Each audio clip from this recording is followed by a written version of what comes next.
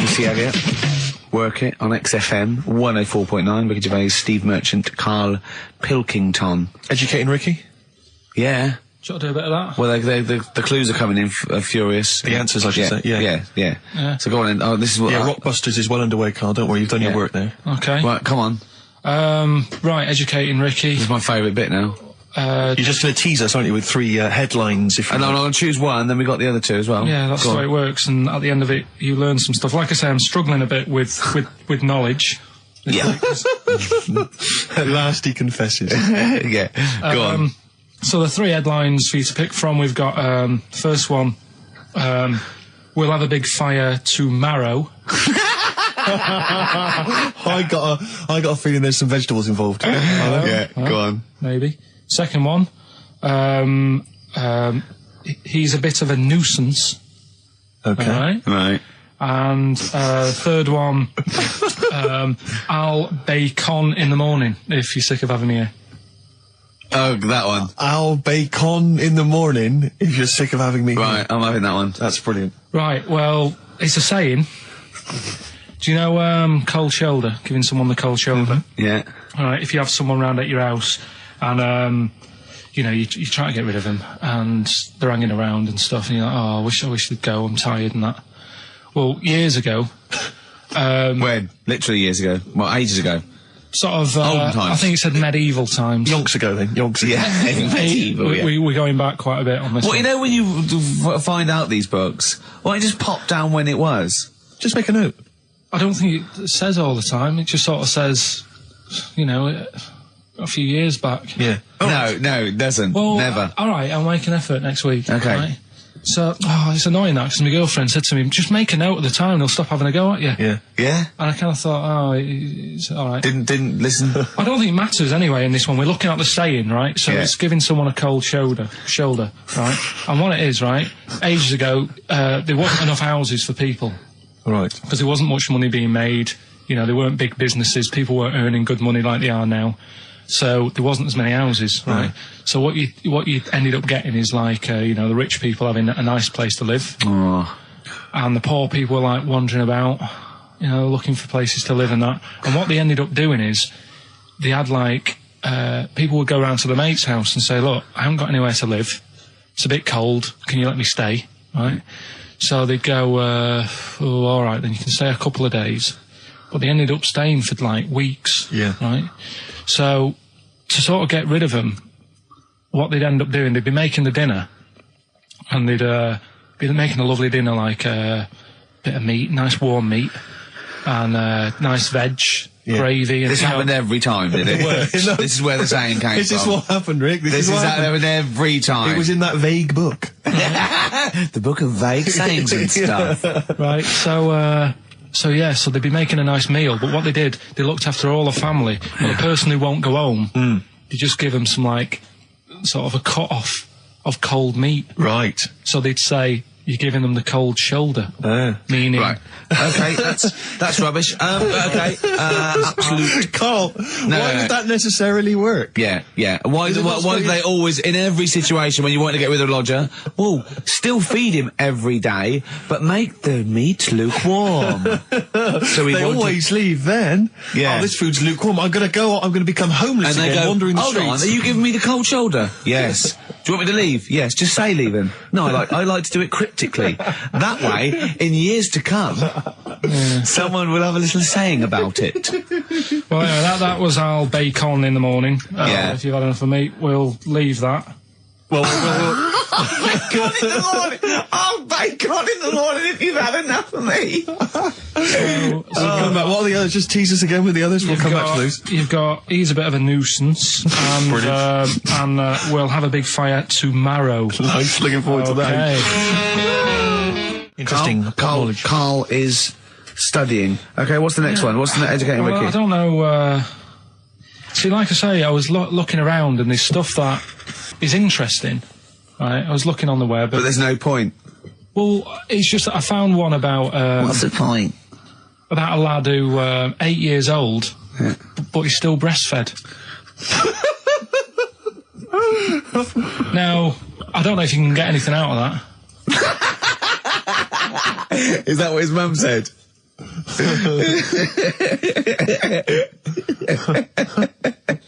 So, What do you mean I don't know if I can get anything out of that? You don't need to. no, it's just that, you know. Where did you read that? That was on the internet.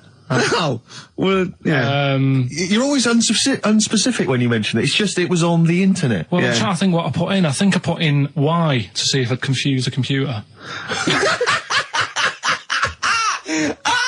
And then, Go! You are... no, I did, No, honestly. I did a search, put in why, and it came up with funny things that, like, why is this person doing that? Why is that?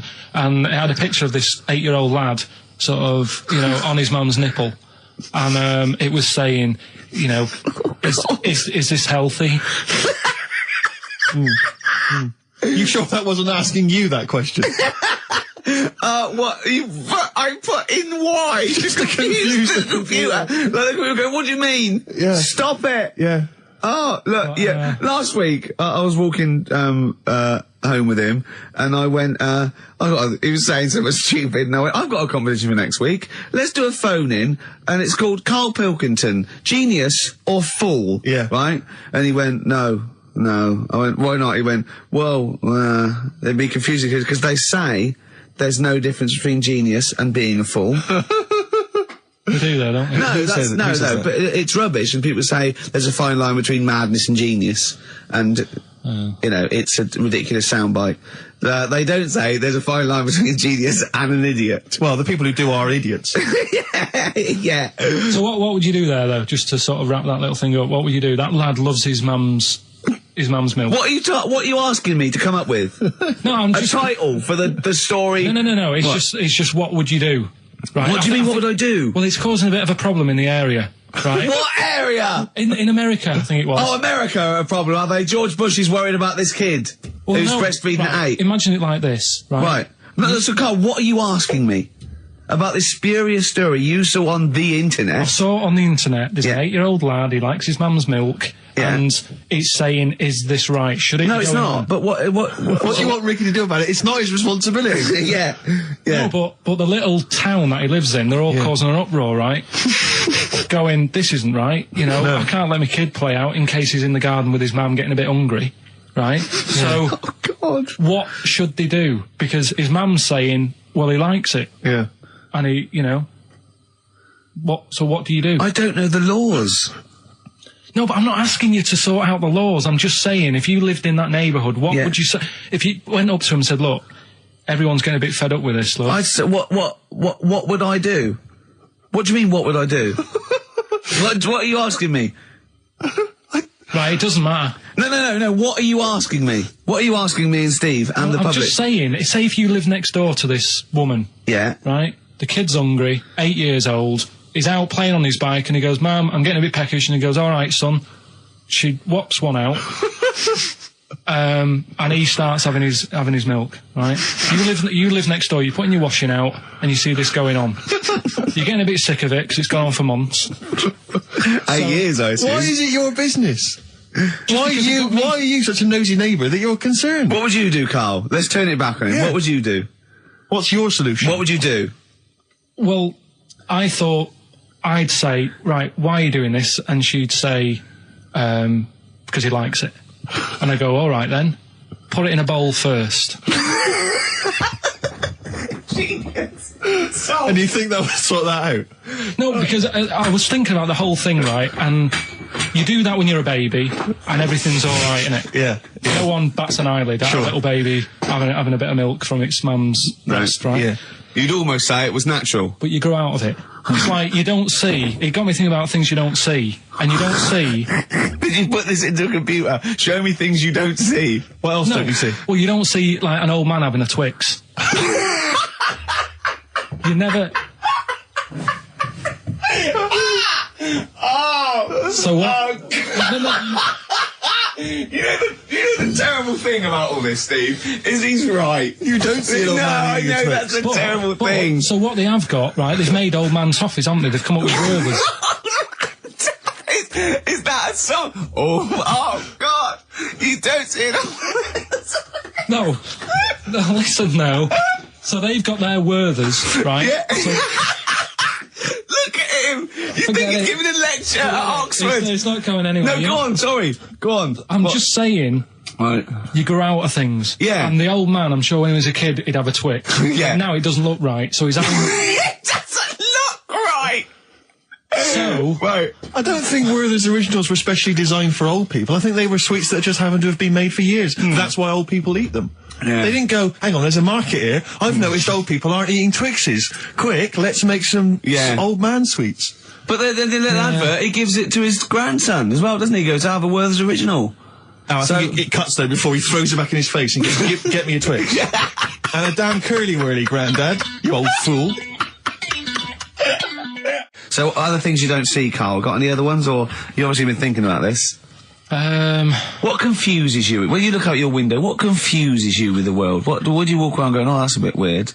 I remember when you were in Edinburgh, you were confused because you saw someone putting a parking ticket on some rubbish, which confused you. Yeah, that was weird. Yeah. The world's a crazy place, isn't it? I mean, whatever you look at, you can...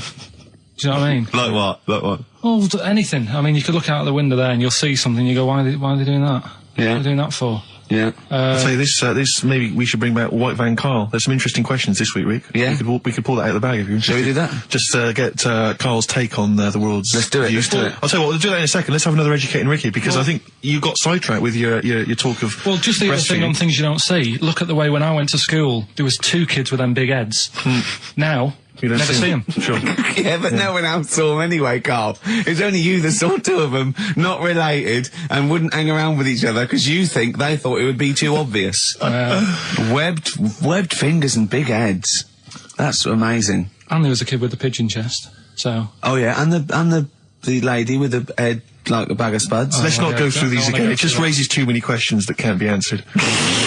Yeah. right then. So we've got we'll have a big fire tomorrow. Yeah, go on.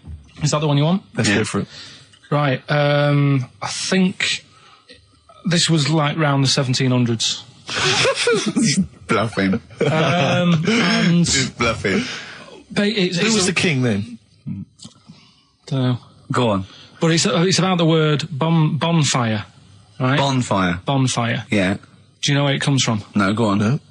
Right, what happened is it's got nothing to do with Guy Fawkes and that, which is what I thought when I saw it. It's got nothing to do with that. But ages ago, at 1700s, right, they didn't have enough houses, like I mentioned. Okay. Yeah. So if that happens, you get people living on the streets.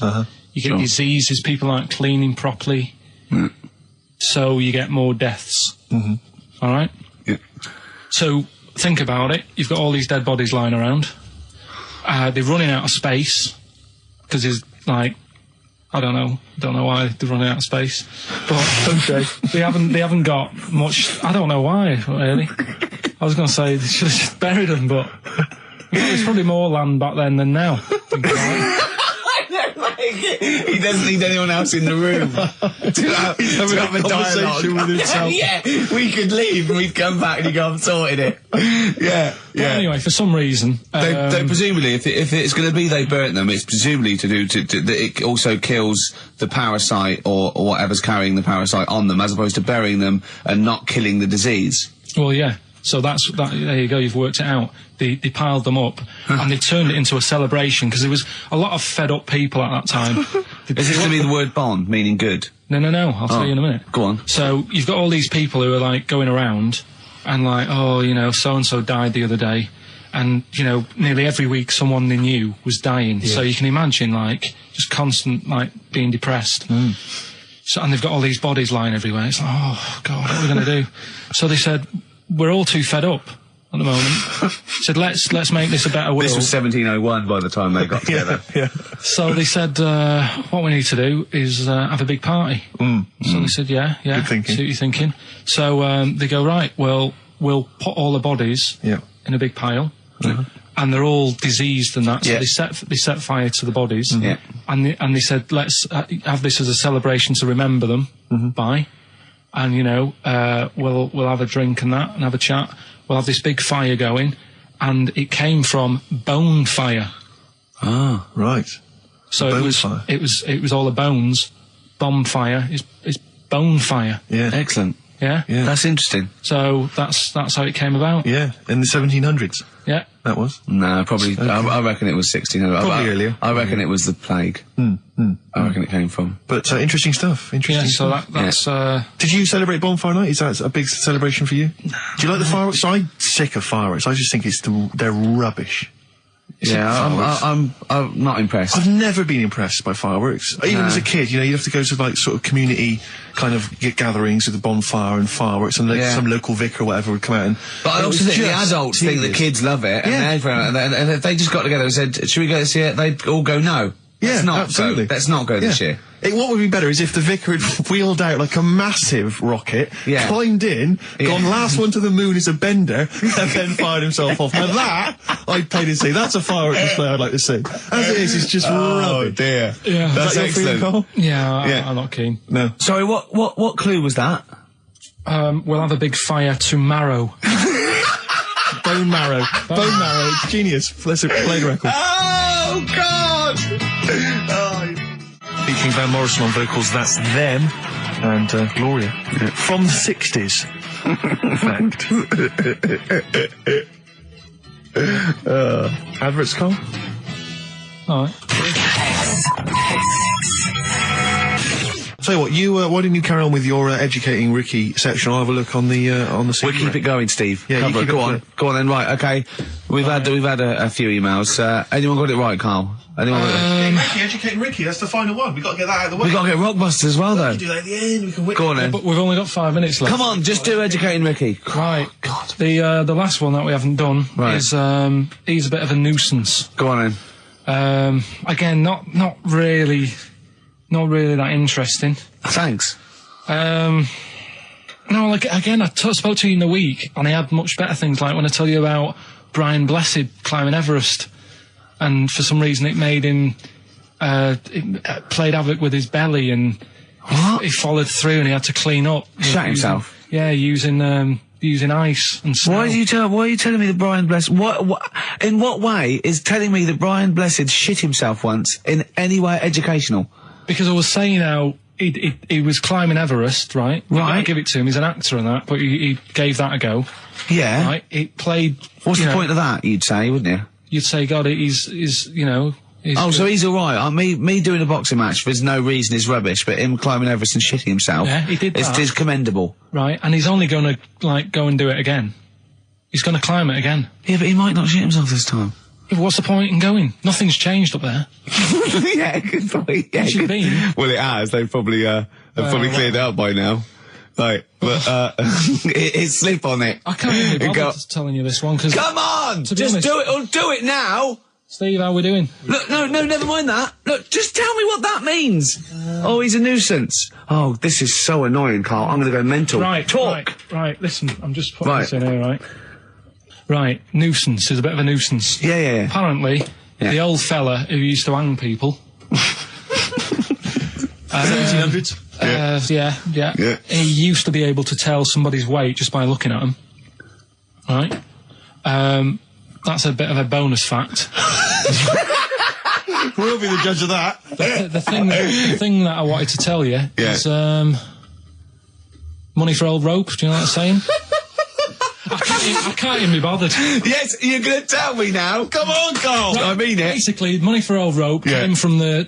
Right. What was all that about? You can tell someone's weight. What was all that bonus for? fact. And Brian Blessed shitting himself. What are you... What? Look at you...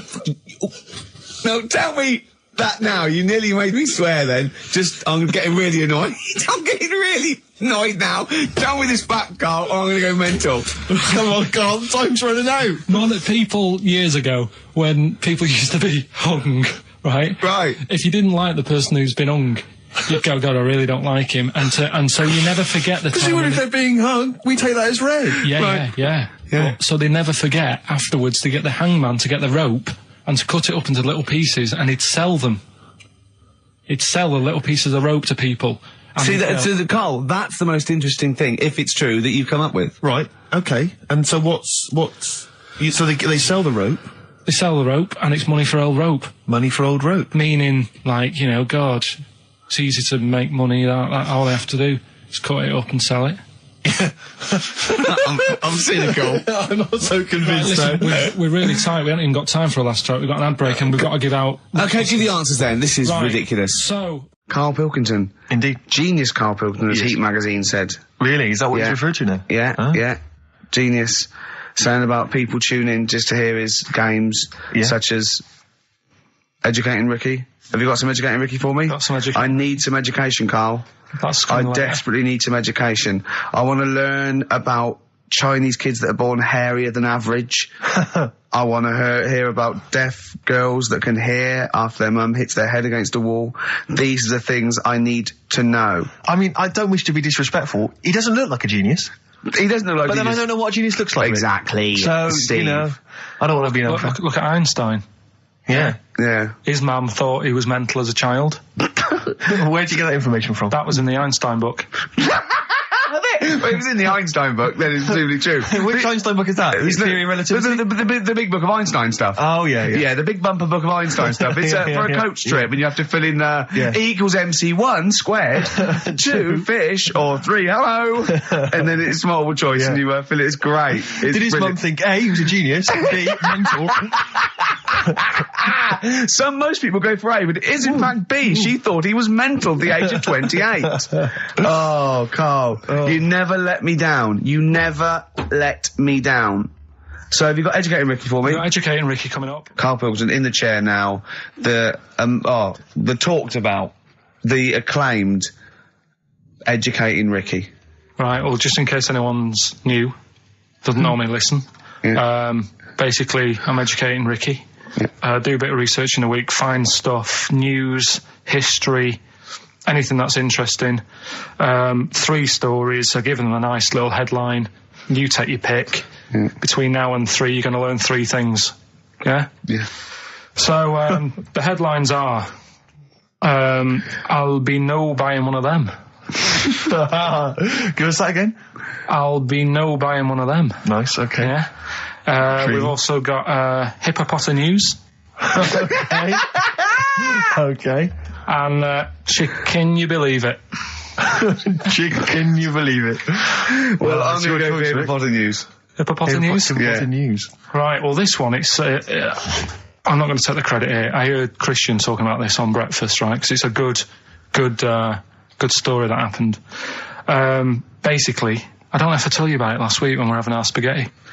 But, I think you did. Right, I know what it is. I know what this is. Okay, I've not heard this. Right, there's a little midget. Right, there's a circus. I'm loving it already. Circus going on somewhere. I think it was in America. Yeah. And, is that present day or old times? I'm talking like in the last 3 weeks. Okay. Right.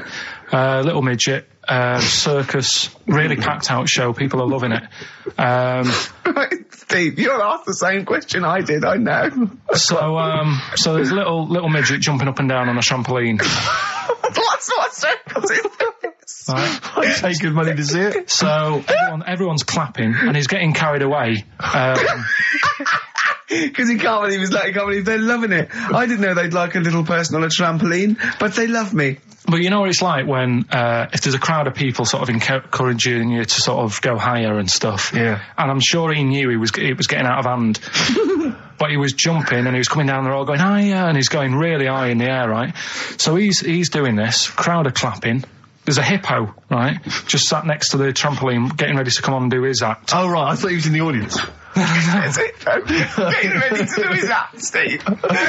Yeah. So he's a ventriloquist. What do you mean he's sitting by the trampoline waiting to do his act? Because why does he sit in the dressing room and they go, 5 minutes, Mr. Muss, 5 minutes, Mr. Muss. So anyway, right, so the hippo's there. He's getting annoyed, is he? Because the midget... He's going, how can I follow this? This is really annoying. They're going to be, no. So he's thinking, he's already done the trampoline, my pogo stick act is never going to work. Yeah, go on. So there's a hippo waiting. See, it's a great story, and I just know he embellishes it or it gets slightly wrong. Go on.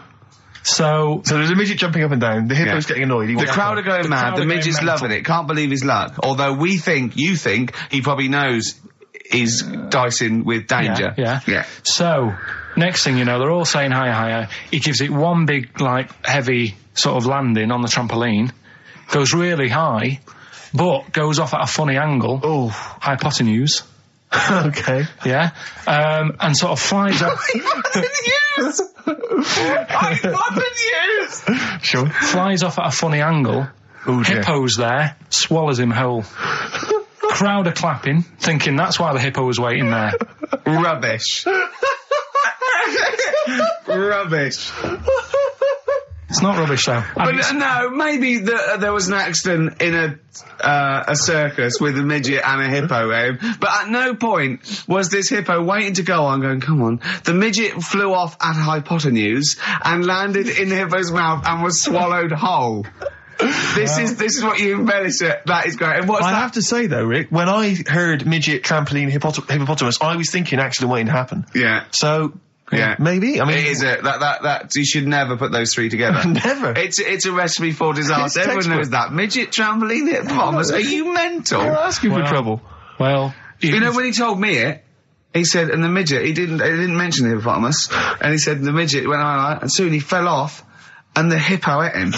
And I said, sorry. What was the hippo doing there? He went, it's a circus. I've never heard of a circus having a hippo. What do hippos do? What can they do? You can't train them, can you? What do you... Aren't they, like, very deadly? They're huge, aren't they? You can't have a hippo in a circus. are you sure? You're not thinking of Zippo? He's neither clown. Yeah. No, and it wasn't some sort of where Zippo was eating a midget and it's some sort of horrible sexual act. No, it was definitely, I heard it on breakfast, right? Oh, okay, sorry. No, it's definitely fact. Yeah, okay, right, truth. okay, good. Do you know what a pelican, I read the other day, that has to turn its head upside down to eat? Give us the clues. So, Rockbusters... Well, let me just explain.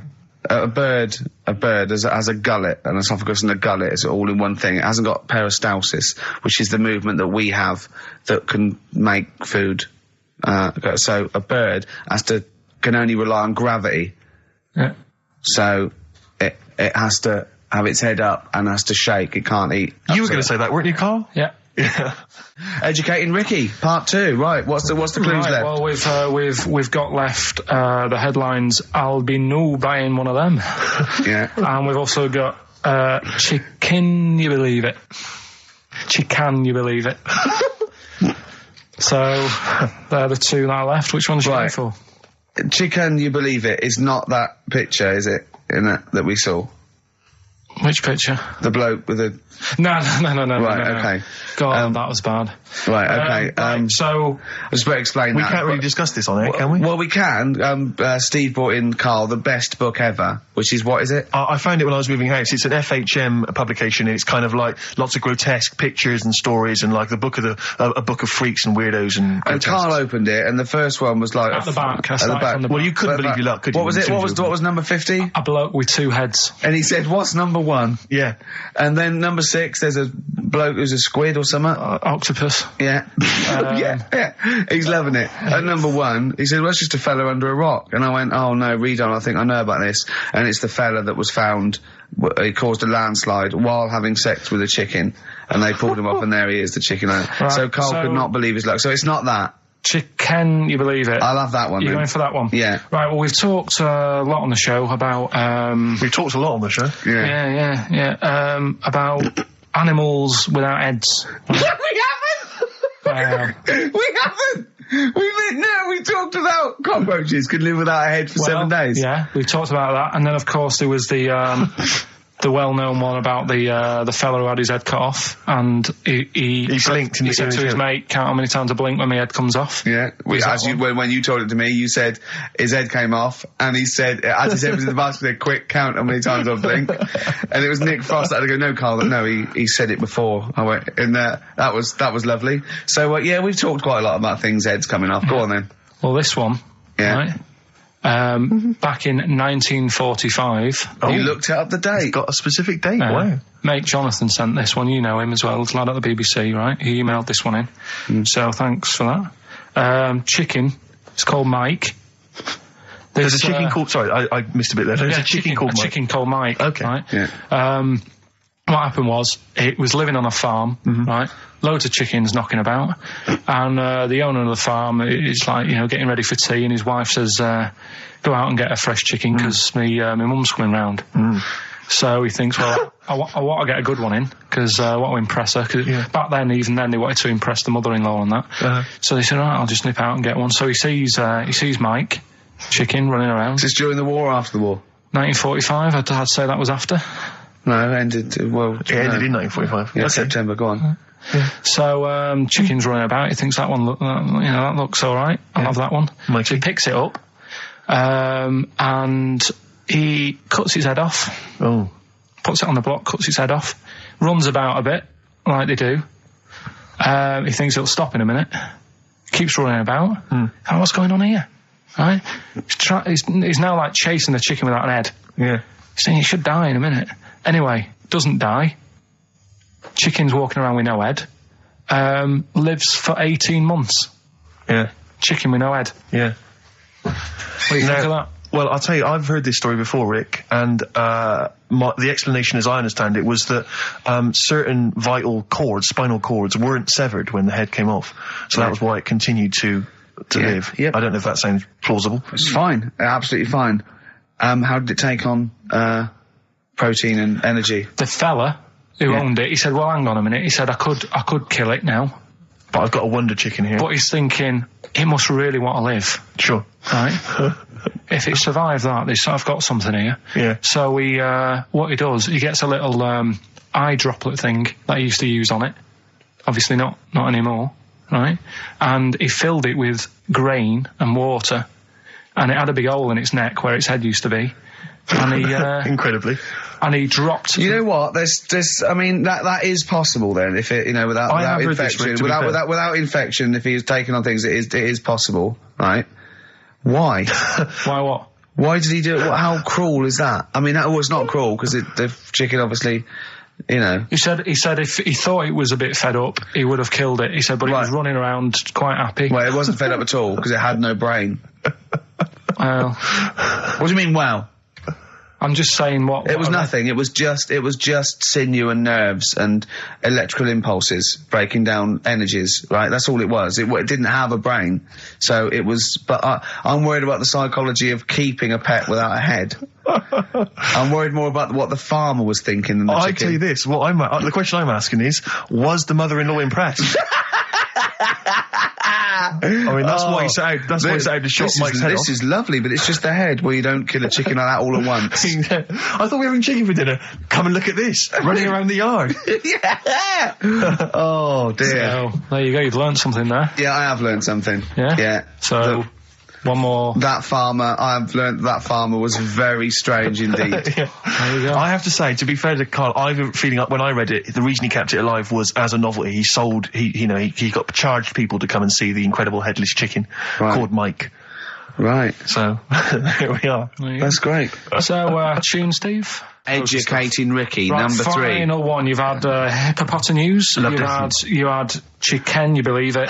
And the last one is I'll be no buying one of them. I love that one. All right. Interesting one, this. I spent probably 3 days looking for this stuff.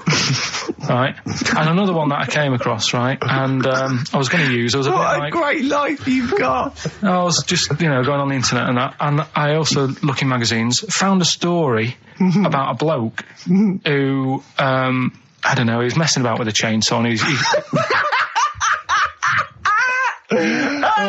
I don't know, he was messing about with a chainsaw.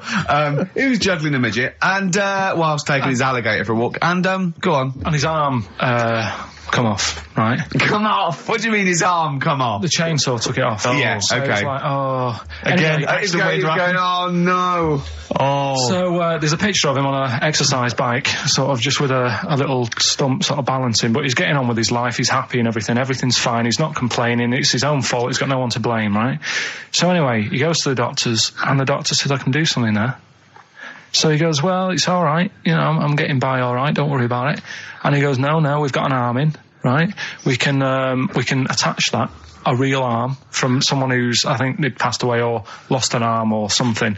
And they lost an arm and didn't want it back. Yeah, he went, I'll have it. Are you using that? Yeah. No, because I know someone. Because I know a bloke, actually. Yeah. Well, can't you just put this one back on? Well, it's first come, first serve, really. I was just building a bionic man. We've replaced one arm with a robot's arm, so we got a spare one. So the doctor's going, let me put it on. He's like, well, all right then. So ungrateful bastard. So he does the operation. Everything's fine. He's loving it. He's happy again because he said he can brush his teeth. Right. Okay. If this is going to be he's something loving like it again because now he can brush his teeth. Right. If this is going to be, and it was a leg. Or it was a chimp's arm, or it was the arm of a killer. It was two left arms, right? I'm going to kill you. Oh, let's leave it then. What is it? What's the answer? No, it's not that. I'm just. What is? Okay, right. So he says, "Go on and do it." So he sews it on, and like I said, he's happy. He's brushing his teeth. He can have a pint in the pub. He's lifting a pint with it. All his mates are happy for him. It goes on for about 2 years. Everything's fine. Then it all starts going flaky. Oh, I knew it would. Was it made of chocolate? All right. So it all goes all like gammy. And then, for some reason... starts going gammy. It goes gammy, and it gets longer. Of course it does. So there's a picture of him, right, stood in the magazine. He's stood there with his arms by his side. One arm's normal. The other one is, like, past his knees. He can pull his socks up without bending over. So is this going to be... They gave him the arm of an 8-year-old child who would have been the tallest man in the world? No, he just said, oh, what am I going to do? And the doctor said, oh, there's not much we can do. And left it. Wait a minute, you can't leave it there. That's not a story. So, Carl, you've got to tell us the explanation. Was it an incredible plastic arm? An incredible expanding arm? Did he fight crime later? No. Well, that's the end of the story. You've got no scientific explanation as to why... That's why I didn't pick it. But you just told it to us anyway. Yeah, but I'm just saying the sort of knowledge I come over when I'm looking for the good knowledge. Yeah. So why did this arm grow? Why did this arm grow? He must have had an adult arm. They couldn't have given him an arm. I don't know. It's just what I'm... It's rubbish again, isn't it? Well, I thought it's an interesting story, but you should have... It's not, it's rubbish. It didn't happen. To the end. There was photos. Proof. Yeah. But you should have read to the end of the article, Carl. No, I did. And he said, he's not happy and he wishes he wouldn't have had it done and all that. And, Sure this wasn't entirely unexpected? No, seriously, he was saying, his teeth are nice and clean again because he could brush them and that. But his arm's getting in the way. Ruining his shirts and everything. So I'll leave that. Let's play a tune. Let's come back with the next one because I love the fact that this is like Ronnie Corbett telling one of his jokes. That's right. That wasn't even the story. He was going to tell us. Play it, record. Oh, God. I'm Ricky Gervais, obviously, Steve Merchant, Karl Pilkington. Well, Karl, that's about it. And we got sidetracked on the last Educating Ricky. You telling me about a man whose arm grew.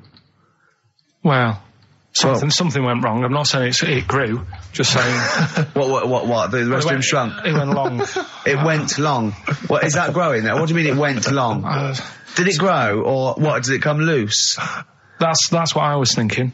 Oh, so it's hanging by a thread that's made it look long? Within the skin?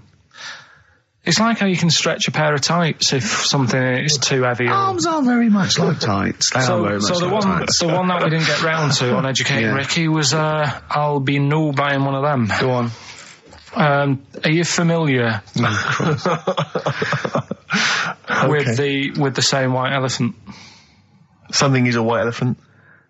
I don't think so. Hold on. You phoned me last night and said, what does white elephant mean? And I told you. Yeah, I know, but I know where it came from, but I just was wondering what it was about. So in what way is Educating Ricky you calling me up and asking me something? Well, do you know how it came about? You've given away some of the secrets of the show there, it would appear. I didn't realise he was phoning you for information. Well, he just asked me what the term white elephant meant in sort of like colloquial. Did he say, why are you interested, Carl? No reason. No, go on. Well, what it is, ages ago when... So what do we understand white elephant to mean? Well, some of that's useless, that's like a bit of something that you wouldn't want around that's just stood there doing nothing. Yeah. I'm looking at you, Carl. So, So years ago, when people used to use elephants... Years ago, go on. When people used to use elephants? Yeah, more than they do now. Right. More than they do now. This doesn't involve a midget, does it? No. So you know, they'd use them in the workplace and stuff. As factories. Yeah. To move stuff around and that. Yeah, security guards. Yeah. Can't trust them with the buns, though. That's why they stopped using them. Oh, right. God, go on. So there was loads of elephants knocking about, and the thing is, right, you couldn't move from. If you have a lot of something, you also have a lot of demic ones, don't you? A lot of what? You know, sort of demicky ones that aren't right, really. Demicky? Well, you know, like, they weren't properly. They weren't properly. Sorry, Carl, what are you doing? Right, I'm getting to the story. So what I'm telling you they were a bit demicky, so they weren't properly. Have you started making words up? Right. Yeah, you Stanley Unwin. reincarnated. Demicky? Well, yeah. There was a lot of albino elephants knocking about. Okay. Where is this? Olden times. Africa. Yes! Should we say Africa? Yeah. Yeah. If an answer's got a question mark at the end, I'm not sure. It's either Africa or India, but I'll give you a clue. Well, these elephants, do they have big ears or little ears? I didn't sort of notice the size of the elephants. What I noticed is they were white because they were albino elephants. Okay. Right? So... that's why they're heading, I'll be no buying one of them. Okay. Right? So, what would happen is people who didn't know what they were doing, like, you know, you get people making a mistake buying cars that are full of problems and that. Back then when people were buying elephants, they'd go up to someone, say, I'm after an elephant, and the fellow would say, yeah, I've got one here for you, This is a nice one. And it was all white and stuff, and it had, like, blue eyes. You should never trust a used elephant salesman. It was just this elephant that's white with blue eyes. Right. So, this is great. So a fellow who didn't know what he was doing would buy the elephant and he'd get it back and it'd be all sort of lazy and stuff and what we're doing and stuff. And he'd say, what's up with this? And his mate, who's a bit of an expert with elephants, and go, oh, where have you bought that from? And he'd say, oh, I got it off that fella. And he goes, oh... all this embellishing nonsense in terms of the story. You shouldn't have bought that. So he goes, why? And he says, it's only albino, isn't it? And he's like, what does that mean? And he said, oh, it gets tired. It's not that good at doing work and that. You shouldn't have bought it. It steals from you. But elephants back then were like a god. You know what I mean? Right. You couldn't say, oh, I'm sick of this and I'm going to abandon it or anything, because elephants were seen as like pretty high up on the chain of things. So they'd end up being stuck with an elephant, that's an albino, couldn't do much, gets tired, basically gets in the way. So they said, that's where they're saying, like, you know, bought a bit of a white elephant there. What do you reckon, Rick? I feel like I haven't been educated. I feel like I've lost something. So at that time in my life I could never get back. I feel like I've sort of been soiled and I don't know where to start. I'm angry. Do you know what I mean? I'm angry. Sure, yeah, I can see that. And all that rubbish around. Look at his little face. Well, what was all that shit about a second-hand elephant salesman and his mate knew about elephants? What is it? They had blue eyes. What are you? Well, albinos have red eyes for a start. That's it. We've run out of time. Oh, what? What are you going to do about this next week? Are you going to actually do some educating next week? And what about Rockbusters? Are you going to make the clues proper cryptic clues? Well, that's the teaser, isn't it? That's what we'll leave them with. Will it be any good next week? Tune in and find out on XFM 104.9. Oh, I need some learning. I need some knowledge, Carl. Educate me. I might be able to help you. Go on. We've got 3 things, as always. I give them a little heading to tease you as to which one you want to learn first. Yeah. First one is the tip included? Is the tip included? Like it. Second one, I want to come here in hindsight. Right. I wouldn't have come here in hindsight? Yeah. Okay. And the third one, am I going to have to thump you? Am I going to have to thump you? Okay, and you've trawled, the internet? So if I can get into the mindset of this plan, is the tip included? Well, obviously, that's probably not going to be about a weight. It's going to be if that's someone losing the end of his knob, I assume. Am I going to have to thump you? That's a man who lost his arm in a fight, but then picked it up with the other arm and smacked him with it. What was the middle one? I want to come here in hindsight. Hindsight. Heinz sight? It's someone was blinded by baked beans. Sure. So what are you going for then? I think I better go for, am I gonna have to thump you? Right, well, this isn't... I've been struggling again, to be honest with you. Searching high and low for stuff, and some of these I had to leave till this morning. Right, because there's just not enough knowledge out in the world, is there, that you don't know about? I found out about something in the week about a guy who was playing tug-of-war. This is bonus material, isn't it? He was playing tug-of-war. Oh, his arm came off. Only his arm come off. Yeah, he got caught up in the rope, yeah. No, he didn't. He didn't get caught up in the rope. He just was trying that hard and didn't want to lose. He kept over. He allowed his arm to be pulled off. He really wanted to win. And the other team pulled it and his arm come off. No.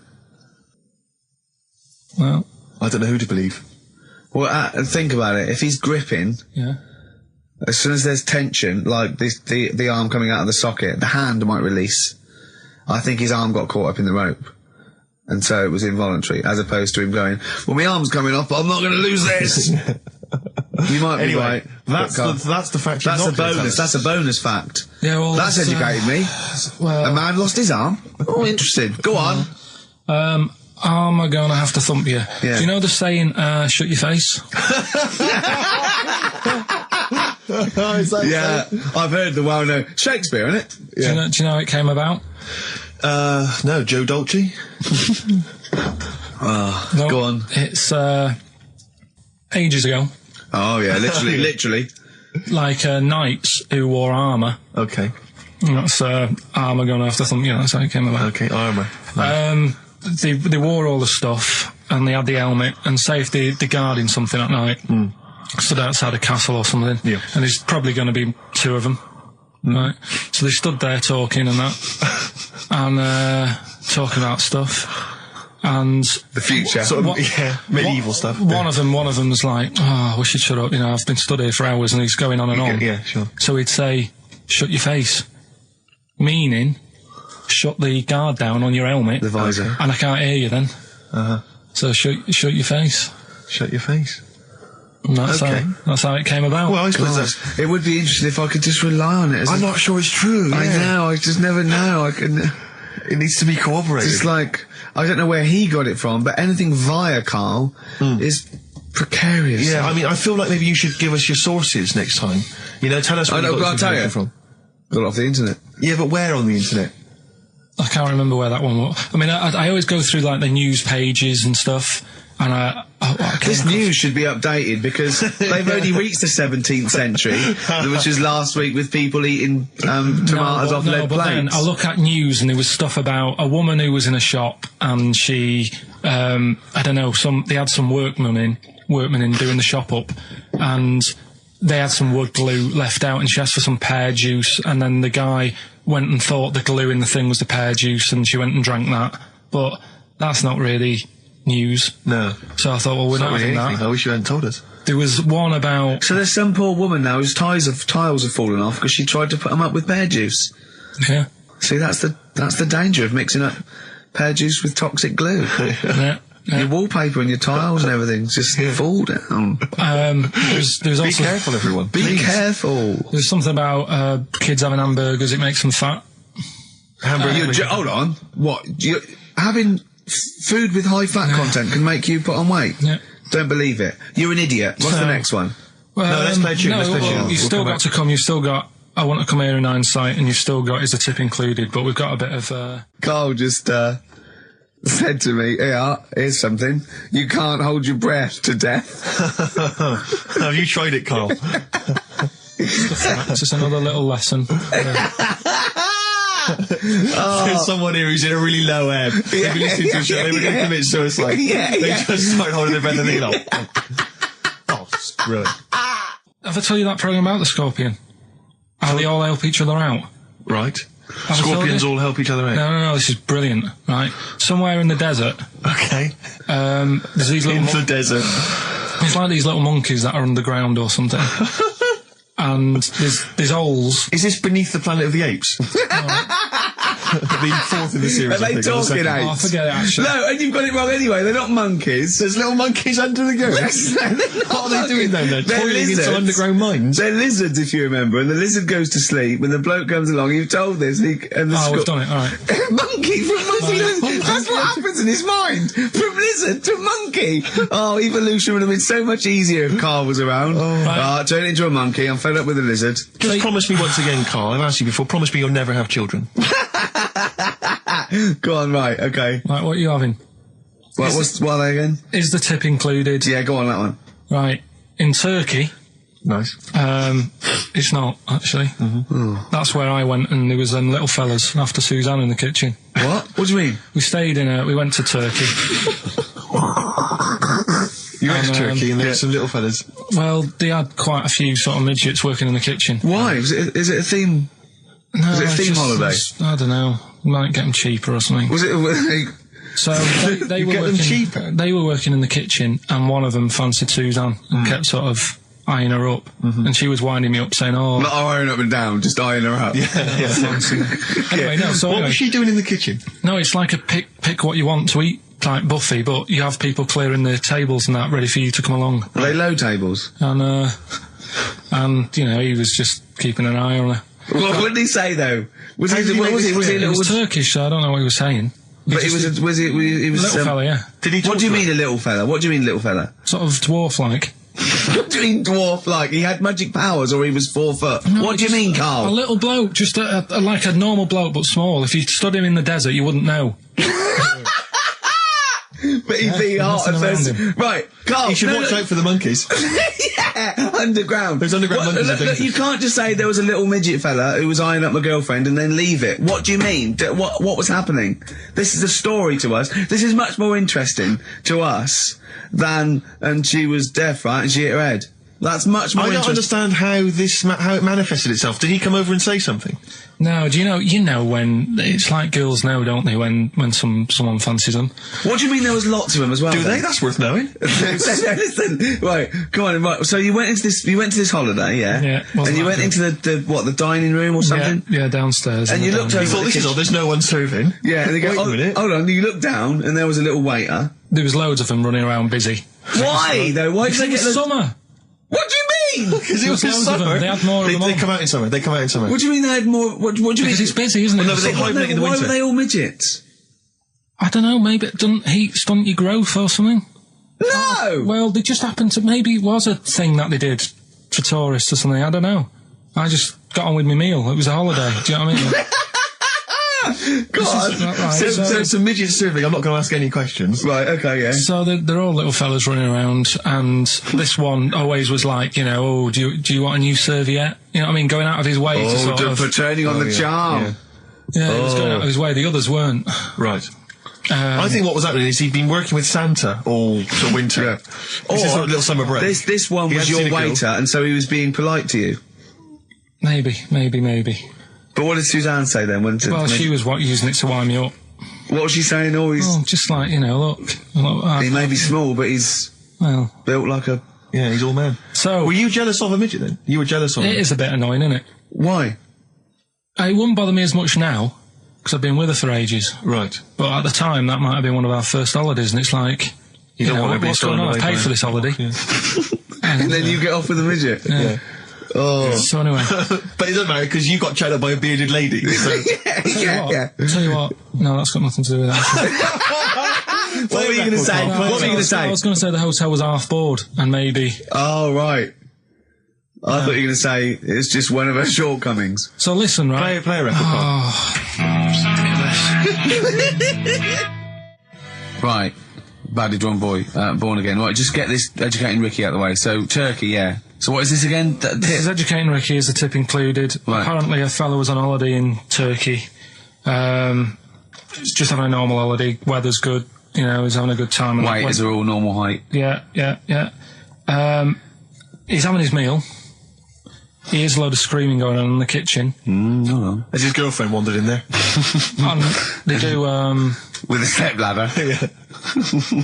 The circumcised people in the kitchen, and apparently... What are you talking about? Whoa. Slow down. We were sidetracked there for a minute. What are you talking about? Well, I'm excited about two things at once here. One, they circumcised people in the kitchen. Two, I guessed it was someone losing the end of their knob. You did, yeah. I started thinking like Karl Pilkington. Extraordinary. That is amazing. Apparently it was going on. It wasn't just a one-off either. Well, when I say a one-off, I mean they did it more than once. Yeah. Right? And there was... it was there for a week, and apparently the first night it was quiet, and then the rest of the week, every day, it'd be like having his breakfast, or even his lunch, or even his tea. Yeah. He'd be doing it all day. Oh. You'd be hearing lunch screams. and breakfast, fair enough, really. Yeah, circumcision at tea time. Don't do that. And apparently it's a tradition over there. You can't even make a complaint about it. It's like, well, you should have found out before you come over. See, I can't believe this is true. I'm a little bit lost. Believe this is he was true. in a restaurant, in a hotel, and there were people having circumcisions in the kitchen. Yeah. Is that right? I'm even worried that we're bordering on the racist here, suggesting that is tradition, that Turkish people cut the end of their cocks off in the kitchen. Yeah. At meal times. I think you're wrong, Karl. This sounds ludicrous, Karl. No, I don't think it happens everywhere. Right. I think this Just in this hotel. certain places. Certain hotels. Certain hotels. What, is it like 2-star? Yeah. Why did he go to the Foreskin Inn? It was his own fault, wasn't it? So that's... Sorry, that's it, is it? Have they closed? Sorry, no, wait. That's the story. You educated me, right? Once a fella saw some Turkish people cutting the tip of their knob off in the kitchen. Thanks very much. Thanks very much, Karl. Got any more? Well, there's things you can learn from it. Either don't go to Turkey. No! Don't have calamari when you're over there.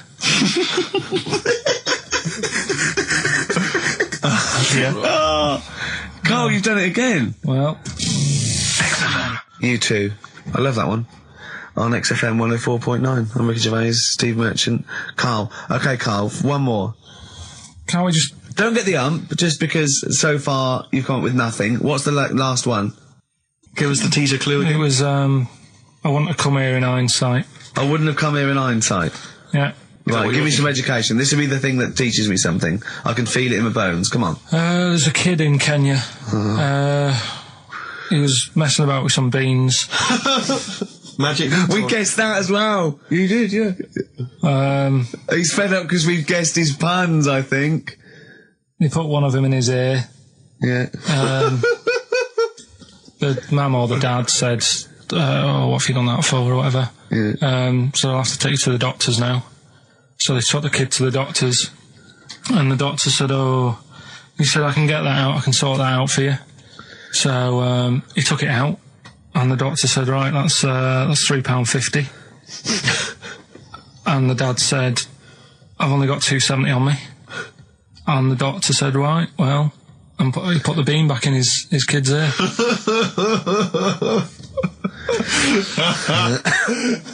I don't know what to say. I don't know what to say. I mean, a couple of questions from me very quickly. Are you sure that those were definitely the sums involved, were they? Well, the equivalent of whatever the deal with in Kenya. Yeah. It was the equivalent of So what currency was it, Karl, that you translated into sterling? I don't know. No, it was saying in the thing. It said the equivalent of £3.15, £2.7. Did it say that? Yeah. So did it say that? Yeah. Karl, look at me. Did it say that? Yeah. It said that was the. Did it say that? Yeah. Yeah, it did. It definitely said that. Definitely. Yeah. So it's just like, I suppose, I don't know. I mean, all these things. The idea is, it's not like a lesson. It's like, I'll tell you this. See what you can get from it. Sure. So look at what I've told you already. The Knights who said shut your face. That's that's amazing. That explains itself. Yeah. Turkey with the circumcisions in a restaurant. Yeah. That'll hold me in good stead. Yeah. Don't go there. Whatever. This one. If you're in Kenya, don't put beans in your ears or something. Doctors or carry £3.50 or the equivalent of. It's just the idea that the doctor put it back in his ear. He forced it back in his ear. So is it still there to this day? I mean, is there any update on that stuff? Or does he go back with the £3.50? I presume he either went and got a second opinion, see if he could get it cheaper. Right. Or another doctor. Yeah. Or he said, right, I'll come back next week after I've been paid. Or he saw how the doctor did it and thought, well, I'll have a go at that. Shall I get home? Yeah, for free. But he never said how it ended. No. But I mean, I apologise for this week. 'Cause, I mean, I haven't got that much out of it. You've not been enriched. It was very, very light. Like I say, there was the tug of war. There was a fella in Scotland who had a load of tattoos. Okay. Is that it? Is that the end of the story? 98% covered. Right. Just between his toes, he didn't have done. Why not? Because it looked stupid. I don't know. It just said 98% done. What else? Are you going to drop the feature? Are you worried? I'm thinking about it. Don't drop the feature. To be honest with you. Pete have probably written about this already. This has been a classic. I'm concerned because it's my favourite part of the show. I'm wondering, is there something else we could... what could we do to help you out? Because I hate to see it go. Well, we can't really, and he's moving this week with the old fella, so that'll take him about 4 days. I'm worried you're not looking in the right... Why don't you go to a library? That's Steve Merchant and Karl Pilkington for you. Coming up on the show, we've got Educating Ricky. I'm not happy with this. Oh, really? Because the last few weeks have been genius. What is a drop in quality, is there, of the education of me? Well, it's just, like I said, I've wasted a lot of time this week searching on the web, right? You wasted a lot of time searching on the web because you come up with things that aren't true. Why don't you look in books and verified sort of like journals? The web is the new book, though, isn't it? No, the web is the new book. That's the new going wrong. Yeah. Well, so I've been searching. There's hardly anything. I spoke to you in the week. About Monday or Tuesday. What did you say? There's nothing happened this week in the world. There's nothing going on. There was a new car wash that you can put dogs in. There was a car wash you can put dogs in. That's the only thing that's happened in the world. And that and the jellyfish, and we've covered that. So, we've got, I've managed to find some bits, but it's not that good. Do you know what I mean? Like last week when you were laughing at me why do you want to confuse machines? Do you remember when he put in Y to a computer search engine to try and confuse it? I love the fact I want the computer to come back. Why not? And your head explode. I mean, I love the idea that you're trying to. I mean, it's better than what I thought you were going to say, which is, what if you put a fly in there? Anyway, yeah, right. We were talking about flies getting in a pod, and do you know, like how a Barbie doll, if it was real, it wouldn't be able to work.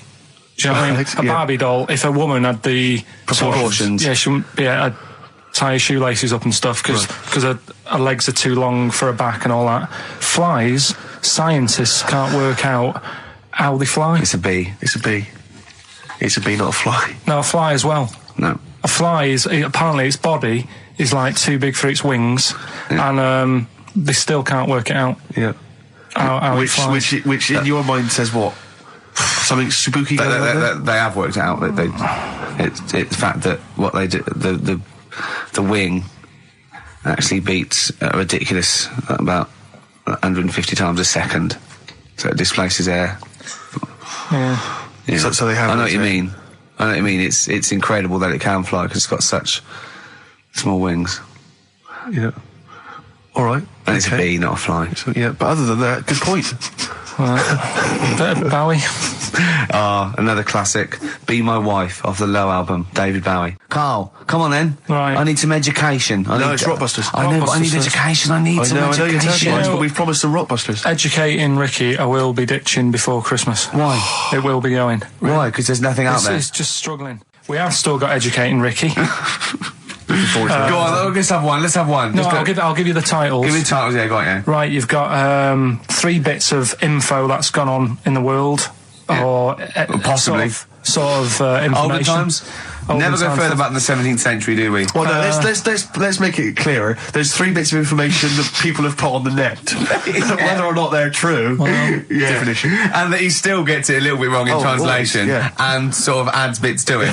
Yeah, go on. So we've got... I love it when he plays out those historical dialogues. It's like the 15th century where he goes, so anyway, a bloke says to himself, I'll tell you what I'll do.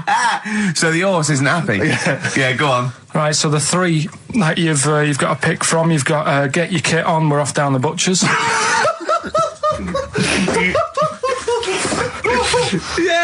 get your kit on, we're off down the butchers, We've got Wash Up With You.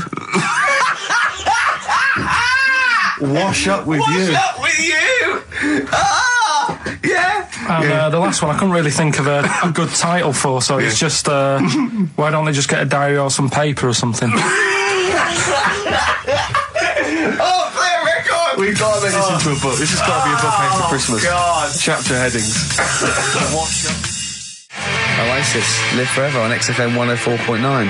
Right, we're in the swing of things. It's mine and Steve's favourite bit of the whole show. This is what we do this show for now. Educating Ricky. Yeah. Go for it, Carl. You said that learning can't be fun. Yeah. Yeah? Okay, I'll go for the one. What's the one about the butcher going down the butcher shop? You've got get your kit on, we're off down the butcher's. Yeah. You going for that one? Yeah. Well, do you know the saying, don't let the cat out of the bag? Yeah. Do you know what it means? Yeah, well, don't give away a secret. Right. Well, do you know how it came about? No. Well, ages ago. Before, like... Ages ago. 17th century? Yeah, before, like... Yeah, 17's good. Yeah. Before, like, you know, proper butchers and Dewhursts and supermarkets and that, you used to get these blokes who sold meat. Right. Butchers, they were called then, I think. Yeah, but the difference was they didn't stay in the same place, they moved about. Right, so they'd turn up on a street corner, and he'd have, like, loads of carrier bags of, like... Carrier bags? Yeah, with meat in and that, and people would Plastic be like, carrier bags? Yeah, with whatever. mobile butcher on them. Yeah. Right, so... and an email address. Yeah, go on. People went, right, yeah, I need some meat, right, so they'd go up to this bloke and say, what have you got? And he'd say, well, I've got a you know, you can have a bag full of pig, or you can have whatever, a bag full of chicken, whatever. Yeah. And they'd go, yeah, how much? They go, you know, call it a fiver, whatever. Yeah. And they'd buy them, and to make more money, they didn't always fill the bag with what they said was in it. Oh, and yeah, I thought that might be the case. Right. Yeah. So what did they they used ever to do? put cats in there? Yeah. But I don't see what... Okay, so sometimes they would put a cat in the bag and pretend it was chicken or whatever else. Yeah, so... But why was a cat any cheaper than a chicken? Because cats are wandering around the streets, aren't they? Chickens aren't. So they'd get a chicken, they put a chicken on the top so that when they look in it, they'd go, yeah, that's all right. Got a bag full of chicken. They'd get home to make the dinner, and they'd be like, what are we having tonight? And they'd go, well, you'll never guess. And they'd have, like, you know, well, you can have a chicken leg, and... You know, but it would be a cat. Yeah. They'd have to defrost a pizza. Yeah. Did they mind that they were eating cat then, in those days? He didn't say. He just was saying about the saying, don't let the cat out of the bag. It's like, you know, if they see that, they're going to go mad. I'm mildly disappointed with this story. It's all right if it's true, but, you know, there's something about it, it's just... I want to know more. He always leaves it... Is it Carl doesn't quench your thirst for knowledge, he creates more. I don't know if that's a good thing or not. Well, yeah, he's like the pot noodle of information. Yeah, do you know, he never... I want to go... I'm not nourished by it. It's like if for every fact he tells me, there's 10 others that spring up that I have to get clear. Well, so it was the people that were doing this, it was the dodgy butchers that coined this phrase. Were they saying to each other, don't let the cat out the bag? I.e., what I mean by that, Jack, is don't let them see the cat. What we've stuffed in there. Yeah. Dodgy butcher, that's another phrase, isn't it?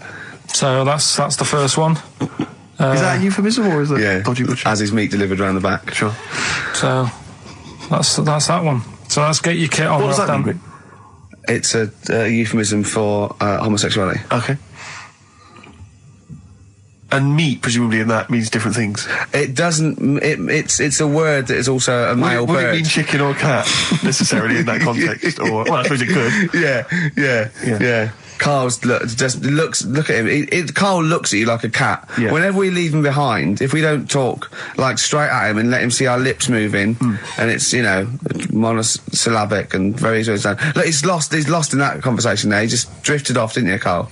No, I just was also thinking on animals and that. Something else I was going to use. Go on. Was this isn't a radio show, is it? I just suddenly caught myself. This is nothing. I told you that before. It's been bad today. No, but I mean, it's the way, this casual way that it's like we almost have no regard for our listener, and I'm not proud of that. I just don't know what to do about it. Do you know what I mean? I don't know how to do this properly. I mean, we're just chatting here. I mean, it's only Anderson who's seen through us, and that surprises me that more people haven't. I mean, what are the figures like? Do people listen to this show? I'll find out for you. You keep saying that. But, yeah, there's this parrot. And, apparently, it lives I mean, Rick, it's unique, if nothing else.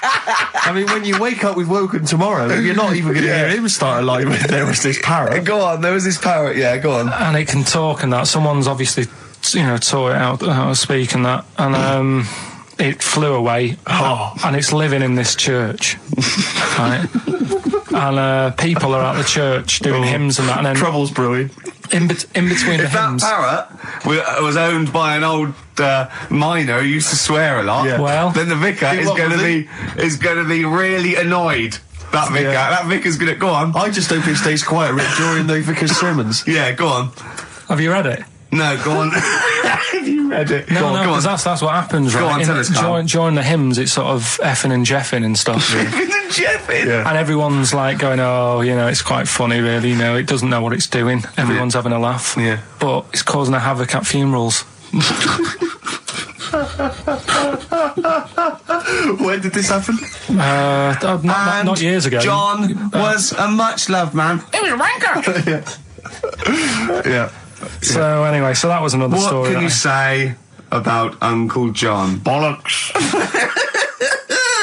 Oh, Carl, I love the fact that when you look at things, you go, that's interesting. A parrot that swears at funerals. That'd be a nice and it stays with you. You see, for a simple man, you retain an awful lot of knowledge. It's just all rubbish. It's all Do you know what I mean? If you just replaced all this rubbish with good stuff, you'd be an intellectual. Yeah. Really. Because, I mean, your attention is fantastic. Yeah. So Did I lose you again there, did I? So was it the word retention? We've still got Wash Up With You. Yeah. Should we play a record and do Wash Up With You? Yeah, we'll play a bit of Aqualung then. Aqualung! Right, that's Aqualung. Good time's gonna come, innit? Right, Carl, come on in, educating Ricky. So, don't let the cat out of the bag, that's where that comes from. Comes from a crafty butcher. Right, go on then. So the next little headline is Wash Up With You. Wash Up With You, go on. You want to know about that? Yes. It's a survey that they did. This week. They? Yeah, some university did some survey. Brilliant. Did a world test on washing up. Yeah. And each country were given 140 pots to clean. Brits were the quickest. Yeah. Turkey were the slowest at washing up. The Turks. It's not because the little fellas that work in the kitchens with no... Is it? They can't reach. Spain were the cleanest, and the Germans were pretty good as well. So... I don't know where to start with this. Honestly, Steve, I don't know where to start with that. Look at his face. It was really light, right? We've had the parrot, right? These are things that I found. Found the parrot, right? I've told you about the dog in the car wash. Right, you didn't tell me about that. You said there's a car wash for a dog. That's all you told me. Yeah, the but parrot, you said there's a parrot. What? It's a problem at funerals. Yeah. That's nothing. Do you understand? And they used to eat cats. what else have we got? There's an elephant in India with sore feet. Why? There's an elephant in India with sore feet. I'm interested. Why? Tap dancing. Why? I didn't write that He's much trying to about break it. Roy Castle's record. He's still going. Go on. What is it? Think. It's an elephant, and it was really old. It was about 76. Right. And it had sore feet because it's old, and they don't make stair lifts that big, do they? Roads are bad and that. Yeah, go on. They said, what are we going to do? And the town was like, we're used to seeing it around. It's part of the thing, we don't want it to have sore feet. Yeah. So they got some slippers made for it. And it had like a picture of the elephant looking happy wearing some slippers. I love him! I love Carl, his world! Where did you see this picture? That was on the internet. Right. That's a lesson, though, for any elephants listening. Don't wear stilettos to work every day, because it can do your feet in. So don't elephants have really bad memories? No, they have really good memories. Oh, do they? Yeah. Oh, well, that's good then. No, I just thought they'd forget where they put them. I thought there was something about elephants having bad memories and that. It goes on, where's my slippers? Yeah. I'm sure I left them by the test. So sorry, there's an elephant walking around wearing slippers? Yeah, that's in India. What kind of slippers? Those sort of old man ones with the sort of check. Well, round ones, I imagine. Yeah. Big round ones. there was that going on. And is it happening? Is it happier? I mean, does it feel more satisfying? It looked it. Did it look? How can you tell? How can you tell if the elephants, please? What else is there? There was a woman who's had a breast insured for 150 grand. Right. Okay. Any more information there? What? Third party fire and theft? Don't know, it had a picture of her with them, like, you know, out. I just thought, yeah, he should get them covered. He's done another real joke! Brilliant, that's a proper joke. He's done, look at his little face, he smiles. I'd like to see you on one of the sort of TV panel games. If they could bring back sort of celebrity squares, it'd be amazing as the centre square. Oh, that would be incredible. Or on Countdown in Dictionary Corner. I imagine him in Dictionary Corner. I've come up with cat. If that helps at all. Yeah. Memblent. Yeah, what does that mean, Carl? Just anything you want it to mean. What I've got, there's a dog that's got a cough in Singapore because it smokes 20 a day. Right, okay, another one. No, it's the last one, and it's we'll save it. The last one we've got is why don't they just what was that? Wash up with you? That was it. But was that it? Survey of washing pots and pans. I didn't understand. You said Italy were the cleanest. No, Spain. No, Brits were the quickest. Yeah. We were the quickest, but Italy was the Spain was the cleanest. Turkey were the slowest. Yeah. Spain were the cleanest. But why weren't we clean then? Because we were washing up. Why were we not paying attention to the? We did it rubbish. We did it quick. We did it quickly, but I don't understand what it was being rated on. Who was doing it? Was it Lynette Newman or Ainsley Harriott? She's quick. Both of them are quick. Yeah. Well, they've got like kind of loads of slaves that do it for them. Did we use fairy liquid? Don't know. It didn't have. Did we use a whole bunch of Boy Scouts? Didn't say that. Just like Lynette. It just said, that. Who had the softest hands? Who had the softest hands? So it didn't say. I didn't. Why is it we don't get notified that this is taking place? I don't know. When I was a kid, no one ever said, we need recruits because we're doing a survey on who can wash up the quickest. Are you disappointed in yourself with that one, Carl? It is pretty dull. To be fair, and that is why we've got to bring in either con merchant or a wine merchant or shut up with your face. Yeah. Would you be able to, if I put you on the spot in the next, after the next record, would you be able to give an example of how con merchant would work? I mean, is there something you could do just to sort of experiment? Should we play record? I can do better than that. Yeah. What? Ads. Go on. Travis on XFM 104.9 on Ricky Gervais with me, Steve Merchant and Karl Pilkington. We're doing Educating Ricky. Right, final one. Come on, Karl. Right, what was it? It was, why don't they just get a diary or some paper or something to write on? Yeah. Because snappy. I couldn't think of a heading for it. It's basically, Go on. People who have tattoos, I've never understood it, right? That they have something put on their arm. Right, sorry. Have we started the educate? Is this part of it? Are you educating me? This is something that will be useful in my life that I didn't know about. Yeah. Go on then. No, it's just that they've got a machine out, right, that does tattoos. Tattoos. You come up with a design you want, and you this machine scans it, and you put your arm in this thing, and you press print or whatever, and then it does the tattoo on your hand. Or on your arm. Like loads of little needles that follow a pattern? Yeah, the computer, basically, yeah. Is it a real tattoo? It's a proper proper one. The fella said... well, as long as it goes out, it pierces the skin with a I just wondered if it's one of those kind of, those kind of... No, it must be lots of little needles or a moving needle that can go Sorry, along but how is this cleaned, like, in between each person? Don't know, probably... I don't know. Well, no, it's only that if it's one needle, it's just the head, isn't it? If it's one needle that moves, does it like loads of little... What are we gaining from a machine doing it? Just because they aren't going to sort of mess it up. But hold on, how do you keep your arm still? Because your skin moves slightly. It's sort of strapped to your arm. Right, so it's spread. The fella said that the tricky thing was in all this, it was the fact that nobody would let him test it out on anyone else, so he had to do it himself. But did it work? Because the thing is with a tattoo artist, they can see when your skin's moved and they can see what they've done and they keep wiping it and looking, whereas a machine's just got to trust itself. Yeah. So I think one needle could go wrong. If it was a lot of needles, that it just came down, 1,000 needles that was an imprint. Yeah. But obviously I'm asking someone who hasn't delved any further than there's a machine that can give you a tattoo. That's all you've got at the moment, isn't it? Well, basically. That's all you've got? I mean, that's what I've got, because I'm not a fan of tattoos. I don't... But where did you read this again? This was... Internet? This was on the internet, yeah, it was, yeah. Okay. And I just don't understand why people do it. That's what got me attention. Because me... Sorry, what have I learned from this? That if you wanted to get one, you know, you can get one done by a machine now. You know, people say machines are sort of taking over and that, and there's another one.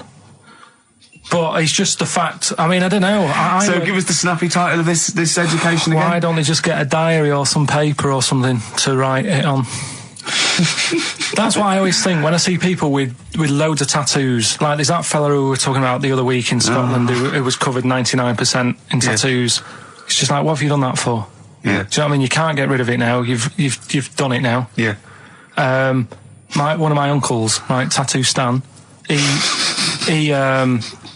just caked in them. Tattoos. Right.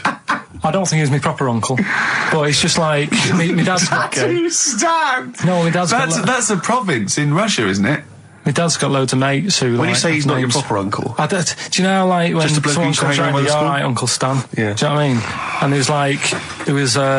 my dad had loads of mates like that. There was John the Screw. right? So he either works in a prison or he likes to have sex. Cabbie. Cab driver. Okay. There was Jimmy the Hat. I don't know where he Jimmy did. the Hat. Yeah. And Did he wear a hat? No. No. There was Fred the Veg. You sure he wasn't a relative? Sorry. Fred the Veg used to get us like big bags of potatoes and that. Fred Veg, okay. And there was Tattoo Stan. Right. And he was just caked in them. And I used to always look at him thinking, why have you done that? I must have only been like, 6 I or suppose 7. if you're born with a name like Tattoo Stan, Exactly. you're destined, aren't you, were really? they like a 1950s gang? I'm worried about... I'm worried about... doing a bank job. What was his name? The Hat? What was his name? Jimmy the Hat. I'm worried about Jimmy the Hat. Yeah. Not having a hat. I don't understand Are it. you sure he didn't have a hat? Not when I met him. Did he ever wear a hat? I didn't see him that much. Do you think it was a joke, like, when your mate's sort of like, 8 foot and huge, you call him Little John or Tiny? Do you think... Well, the fact that he never wore a Yeah, hat. they went, hold on, I've noticed something about Jim. Go on. No hat. And I go, oh, true, let's call him Jim the Hat. Jimmy the Hat, yeah. But my Uncle Stan, he had like loads of them. He did them himself. Oh dear. And it was always that thing. God. What was it things like? He had like the cross. cut here, Cut here, on made the in neck. Britain. And if you're going to do them yourself, I'd say at least make sure you're sort of a good drawer. Yeah. And don't do it in a mirror so it comes out backwards. Well, that was the other thing. But like, I remember he did. Names are all right. He had like all his kids' names down his arm. And, what were they called? Yeah. Oh, God, it's Tattoo Stan Jr. Yeah. And Paul shits the bed. I'm trying to. Oh, Wabbai Kate. yeah. But he had. Frankie never amounts to anything. Oh, God. So he had like. Johnny, I don't think he's mine. So he did all this. I don't even know why I'm telling you about tattoos. No, nor do I, Carl. Hey, to be honest, Carl. So. Yeah. Okay. Any other nicknames your friends of your family had? What was your nickname, Carl? Just Pilky. Really. Because for a minute I thought Carl the Veg would have made a lot of sense. Yeah, Carl the Veg. And why has your dad got a little tattoo, Dopey Twat, on his arm? Right, we'll do the answers to Rockbusters next, yeah? Brilliant. Can I just interrupt you guys, because we've just had an email here. I hate to query you, Carl, and your educating Ricky section, because I know you put a lot... Don't read this, let me just read it for you. Just had an email here from Olivia, and this has also been corroborated by someone else, I forget who it was.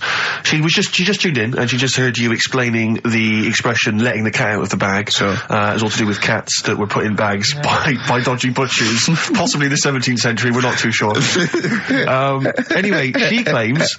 Well, let me see, she says she uses both the words twaddle and crap in relation to your definition.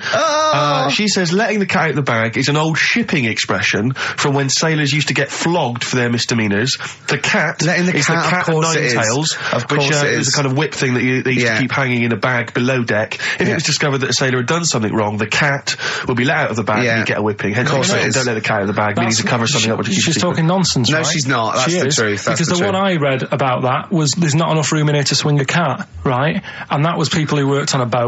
Yeah, well, and that's they the had a same whip. one. Well, that's fine. They can have two expressions for the They're not same going to thing. keep going on about people working on a boat to get loads of things. You can't have two phrases about the same thing. These things have got nothing to do with their time. Think how many just coming up with stuff. Think how many metaphors have birds in them, and it's ridiculous. Why can't you can have as many sayings as you like about anything, Carl. Yeah, There's not a rule. Whatever. They don't go, we've made one up about the cat and nine tails. Well, cheers for that, Oliver. Olivia. Yeah. Don't see your email coming up with the Rockbusters answers, so You better give us the answers let's again. give them out. The first one was... That was the record before us, and here we are, pre-recorded, because we did this a few weeks ago, because we're not here at the moment, are we? We're away in that. I'm Ricky Gervais, with me Stephen Merchant. Hello there. And Karl Pilkington. He's not actually with us. No. He'll be in some of the best of clips that will be coming up shortly. Yeah, this is just us, isn't it? This is just us. We did this. When did we do this, Rick? A couple of weeks back. Hold on, what is it? What It's the day is it? 27th today. Yeah, I enjoyed Christmas. I loved Christmas. I love Christmas. I had a great Christmas. time. What did you get? Loads of presents. So did and I. I'm glad they made it to number one. I'm really glad. Stroke, he, she. Yeah, I'm really glad that the pop idols, Cliff Richard, Westlife, made it to number one. Bo Selector. Bo Selector. Yeah, just delete that. As, Yeah. Okay, well, we're going to play some of the best of, some of the greatest moments of the last 3 weeks Yeah. ever heard on XFM 104.9. What about this? Do you remember this one? Oh, which one is it? Alright, so, here's the first bit. Right, there was this, this is what it's like about getting presents and stuff, right? With my mum and dad. Go on. My mate, Colin, right? Colin Mackin? No, Colin Bailey. Oh, right? yeah. He had a little Sinclair Spectrum, right? Yeah. Computer, Yeah. which was like the thing to have at that yeah, time, yeah, right? yeah. You used to always go round to his house. The deal was... Not the one you had to play through the window because you weren't allowed to. No, that's another lad. Oh, right? yeah. This is a different lad. And the deal was, he came to our house, and my mum gave him a pie. And then I'd go round to his, and I'd stay there for a few hours playing, Hungry Horace and stuff like that on it. Right? Now, my mum and dad knew that I really wanted one of these computers, right? So I waited about a year. Came round to Christmas Day. I thought, I reckon might have one. Turned out they bought me the wrong one. They bought me a ZX81 instead of a Spectrum, right? And Christmas Day, I'm there trying to load the games up. It's not working. I'm thinking, what's wrong, right? And the thing with me, when I was a kid, I used to get quite sort of agitated. This is the moment. Right? I found out that it needed a RAM pack to make it work, right? Looking in the thing and it's saying, and make sure you put your RAM pack in the back. And I was like, oh, where's the RAM pack? And my dad's going, I don't know, I've got you the main bit. That's it. So, I was that wound up, I just was sick, right? Just sick. I didn't feel sick or anything, I just was like, oh God. Went to the sink, just sick. Because I was that on edge about it. I said, come on, we've got to get one. And my dad's like, Tandy's shut, we're not gonna get anything today. Ruined again, Christmas Day. That was after the year when my train set got blown up by our kid. The following year, no RAM pack. And now you ask me, why don't I get good presents? He's scarred. He just I'm gonna die. Honestly, I'm gonna die. He's just being sick. Yeah. There's no RAM pack. What? Did you get to the bottom of it? Why wasn't there a RAM pack? You have to buy them separate. Oh, It's one of them okay. cons. What do you mean I can't play Frogger? Oh no. So, wasn't there another incident when you threw up? Spontaneously threw up? Oh. Through sheer anxiety? I do get it. It's not so much now because I've relaxed a bit, but as a kid I used to be quite on edge all the time with certain things. Do you think that's what happened to your The cat wind. that kept being sick? That it didn't get the food it wanted, and it just threw up? Do you remember that? Yeah. God, so they shaved it. No, like, again, I spoke to you in the week, and I had much better things, like when I tell you about Brian Blessed climbing Everest, and for some reason it made him, it played havoc with his belly, and he followed through, and he had to clean up. Shut himself? Yeah, using ice and snow. Why are you telling me that Brian Blessed? In what way is telling me that Brian Blessed shit himself once in any way educational? Because I was saying how he was climbing Everest, right? Right. I give it to him. He's an actor and that, but he gave that a go. Yeah. Right. It played. What's the point of that? You'd say, wouldn't you? You'd say, God, he's He's So he's all right. Me doing a boxing match for no reason is rubbish, but him climbing Everest and shitting himself, Yeah, he did that. is commendable. Right, and he's only going to go and do it again. He's going to climb it again. Yeah, but he might not shit himself this time. Yeah, what's the point in going? Nothing's changed up there. Yeah, good point. Yeah, You've been. Well, it has. They've probably cleared it up by now. Right, but it's slip on it. I can't even read about Brian Blessed. Is it actually true, or have you lied with someone else? It was an interview with him in it. And what did he say? Oh, come on! What did he say? He said I climbed Everest and I played Havoc with me belly. Let's talk about it next week. We've really run out now. Oh, you're a fool. 3 holidays Carl's had this year. Last year. Yeah. I'd love to have 3 holidays. You've got to start putting the work in there. I had 2 holidays then. No, you had 3 holidays. You went away with Suzanne and her parents. Yeah, well, that doesn't count. It does count. If you book 2 weeks off the firm, you go away and you go, how was your holiday? Go, well, it didn't really count. It wasn't a really good holiday. Can I have them days back, please? My New Year's resolution is to be nicer to you, but well talk done, sense. you've already broken that. No, but talk sense. Talk sense. You've had 3 holidays this year. And I'm just saying, you're in your 30s now, and 30s is when you should be really putting the work in. That's true enough. To reap the benefits in your 40s, 50s, 60s, 70s, 80s, 90s, and 100. Carl, what's your New Year resolution? What about think before you speak? It's worth. I mean, see, I'm allowed to laugh. I'm allowed to laugh at things other people say, Carl. That one, that is a good suggestion. How was your holiday, Carl?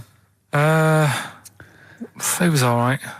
Right, brilliant. But that I don't see on the ratio of good to bad in Carl's mind. That might be amazing because we never it might be hear him amazing, sing the mightn't praises it? of anything. I'll tell you what. Can we have a cracking little tune and then come back and hear about Carl's holiday? I'd love to do that. Let's keep it tight.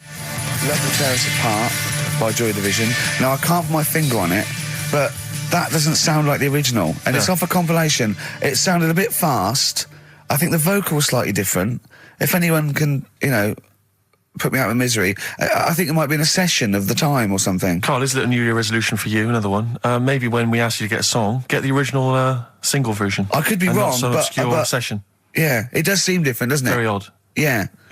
Maybe we just remember it wrongly. But anyway, that's XFM for you. 104.9. I'm Ricky Gervais with me, Steve Merchant. Karl Pilkington. Carl, you went to Lanzarote. Yeah. People said don't go to Lanzarote.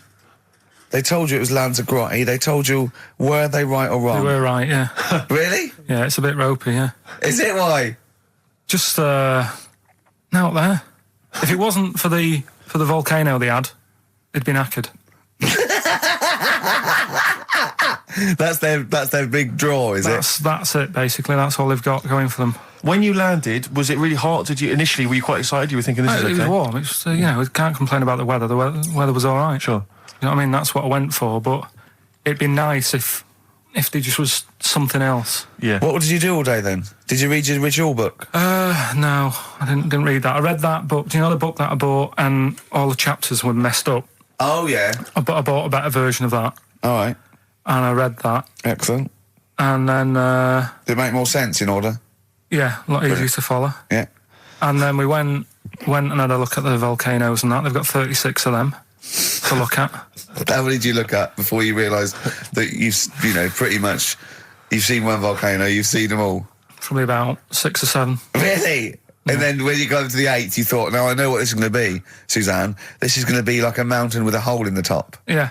Really? But it happened years ago as well. It's like, just keep a couple, fill the rest in, tidy it up. Fill the rest in! Yeah, no, Well, getting some builders. No, seriously though. Okay, 4 million tonnes of concrete, please. They're an absolute death trap.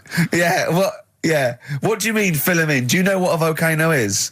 It's just a hole, isn't it? That's happened. Well, it's more than the happened hole. It's more a portal to the magma in the centre of the earth. Back in 1730 it happened, and they still haven't sorted it out. Well, when you say it happened, volcanoes were made a lot longer ago than 1730. No, but the one that did Lanzarote in.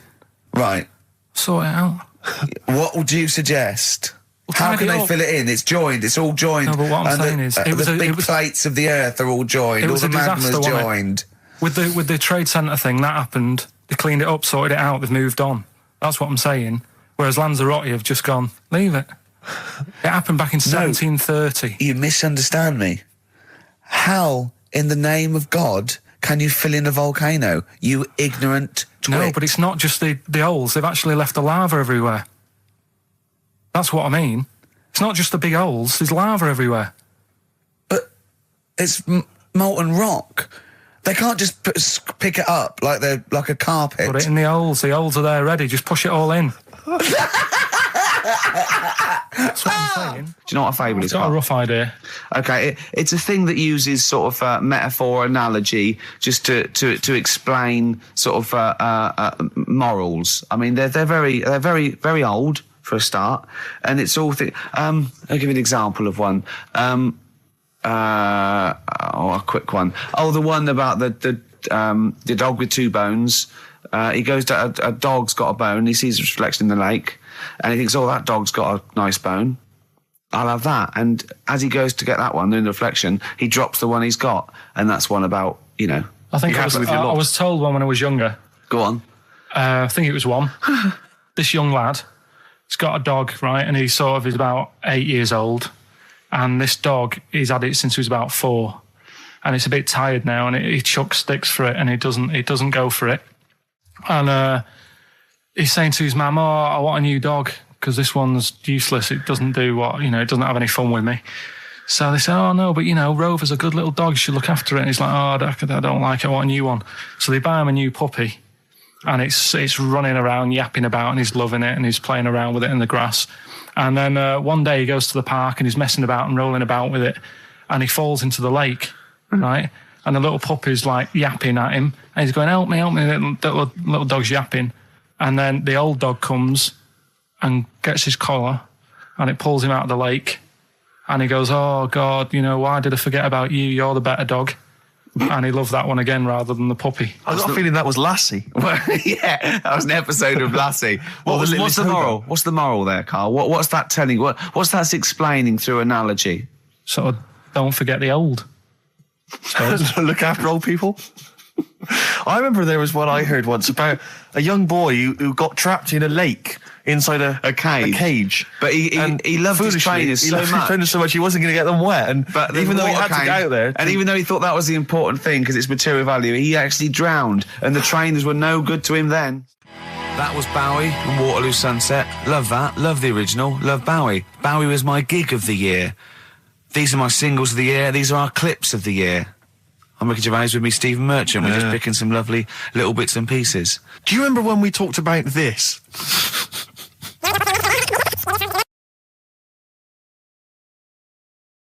So we just had a text here that says, and I don't know what truth there is in this, as ever, but John says there is apparently a nude bike ride today in Hyde Park. Now, I can't believe that's the case, because I don't think it's allowed, is it? You can't ride around with your veg, can you? I don't know. Why would you want to? Well, good point. On a bike. On a bike, I love the fact that that's what disgusts him. Do you know what? If we did appeal for a nudist to call in, I'd want a very specific sort. I want a German nudist, a middle-aged man called Helmut. Okay. If there is any, or the closest one to it. So I want a middle-aged man from Germany. If your name is Helmut, you're in. But I'll accept Hans. Carl would be good, wouldn't it? All right. Yeah. I think I'm wondering if the age might. Maybe we could we broaden that Okay, out just a German nudist bloke. Right. Can he at least be fat? Can I find a fat German fella? If your name's Helmut, we're going to give you a big prize. Yeah. But any fat German fella who likes to get his sausage out. Sure. Okay. It's sauerkraut. Yeah. What's the phone number? 0871 222 1049. It'd be good just to get an email or a text with a contact, wouldn't it? And then I can just call them up in the week. Sure. And 83936 is the text number.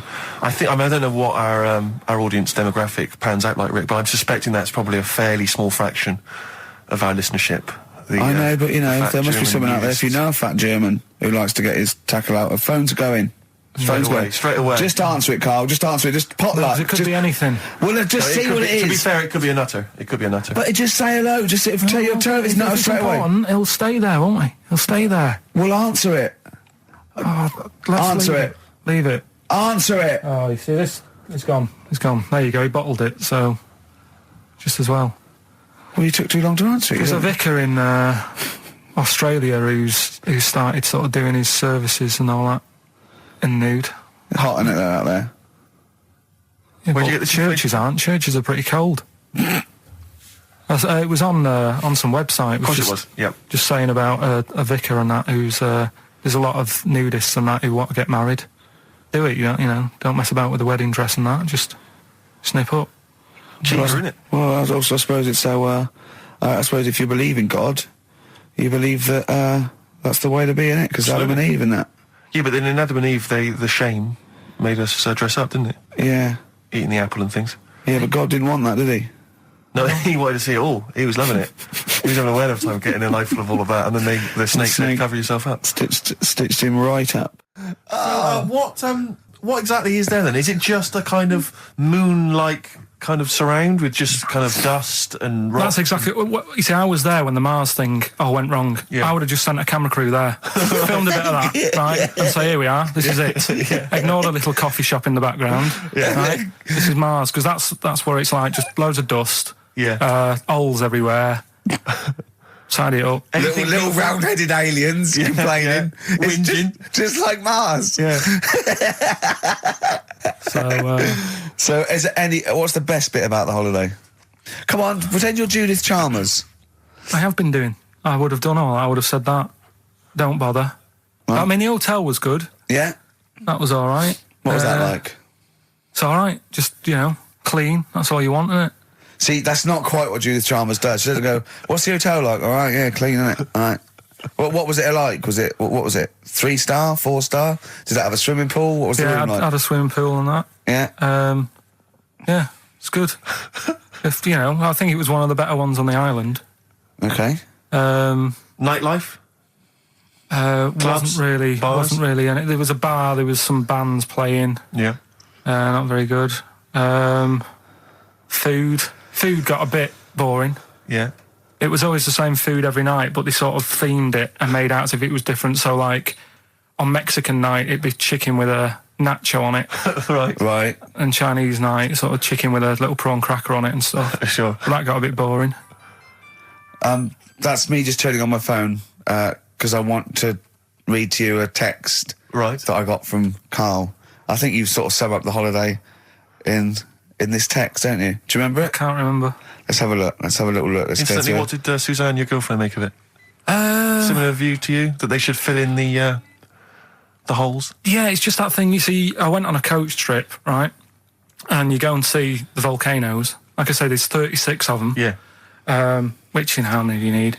And when we're on the coach going round all these volcanoes, the fella on the front's going and look out your left window at the moment, and there's a volcano. And if you quickly look out at the right-hand side there, there's another one. Right. And on the left, he's just like, all right, we've seen it. Sure. Do you know what I mean? Yeah. And that trip, we'll talk about that trip in a bit. Right, this is the text I got from Karl, right? All right. Been up to a volcano. Been in some dead artist's house who built his house in the lava. They said they would show me science with volcanoes, but all they did was chuck some water in a hole and it shot up in the air. No dwarves in the canteen, no scousers here, but there is a Swede woman with a big head. She looks effing gormless with a cap on. All right? So a little reference there to... A Swede woman? What's that mean? Do you mean Swedish? Yeah. Or she looked like a vegetable? No, a Swedish woman. But they've all got sort of quite big bill, aren't they? And I sent him a text. Oh, well, it's just good to be on holiday because, I'm working. He sent back, so am I. Just been watching Sky News. There is a school for monkeys who want to get a band together. Is that monkey news for later?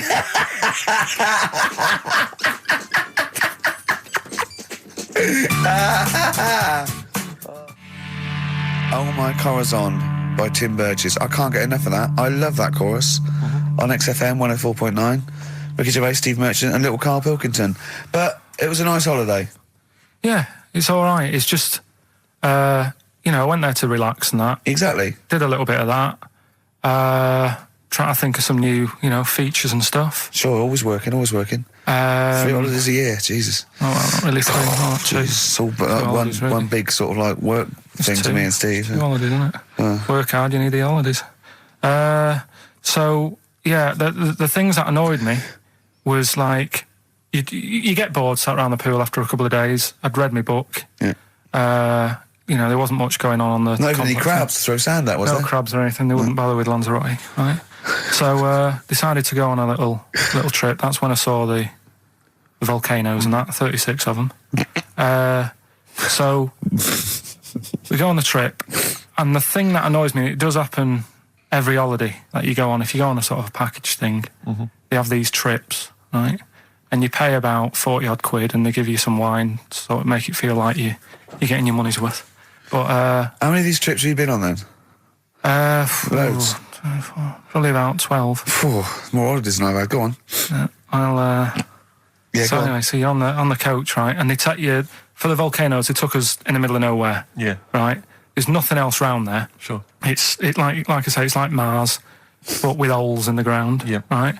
And they sort of drop you off, and they go, right, everybody, see you back here in an hour. There's loads of volcanoes for you to look at, and a coffee shop over there. And you know for a fact, right, you don't need an hour there. You could just say, well, just keep the engine running, because I'll have a look in this hole, we'll get back on, give us 5 minutes. Don't need an hour. Absolutely. But you know that they've got something going. It's a backhander, definitely. What, with the coffee shop? Definitely, yeah. They go there. And they get everyone to have an ice cream and a coffee, and they sit down, have a fag, talking to the bloke. Yeah, and it's like, cousin. Yeah. How much was the coffee? Was it probably about €3 euros? So I think it was $3.50. Sure. Yeah. Which is, I don't know what. That's about £2.5 quid. Yeah, they stitched you up. Go on. Talking about this the other day. What was it now?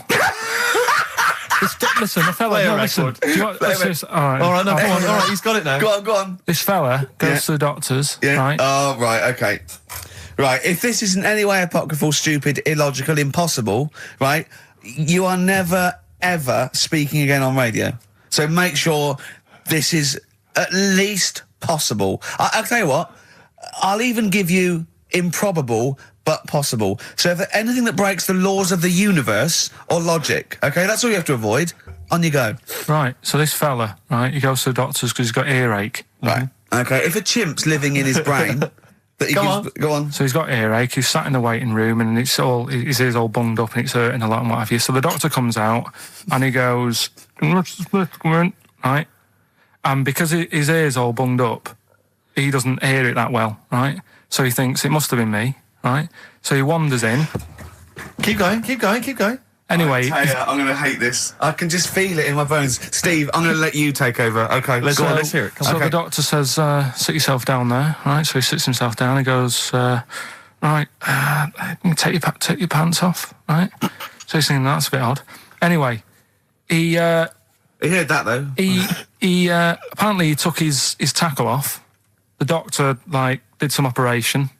What, there in the waiting room?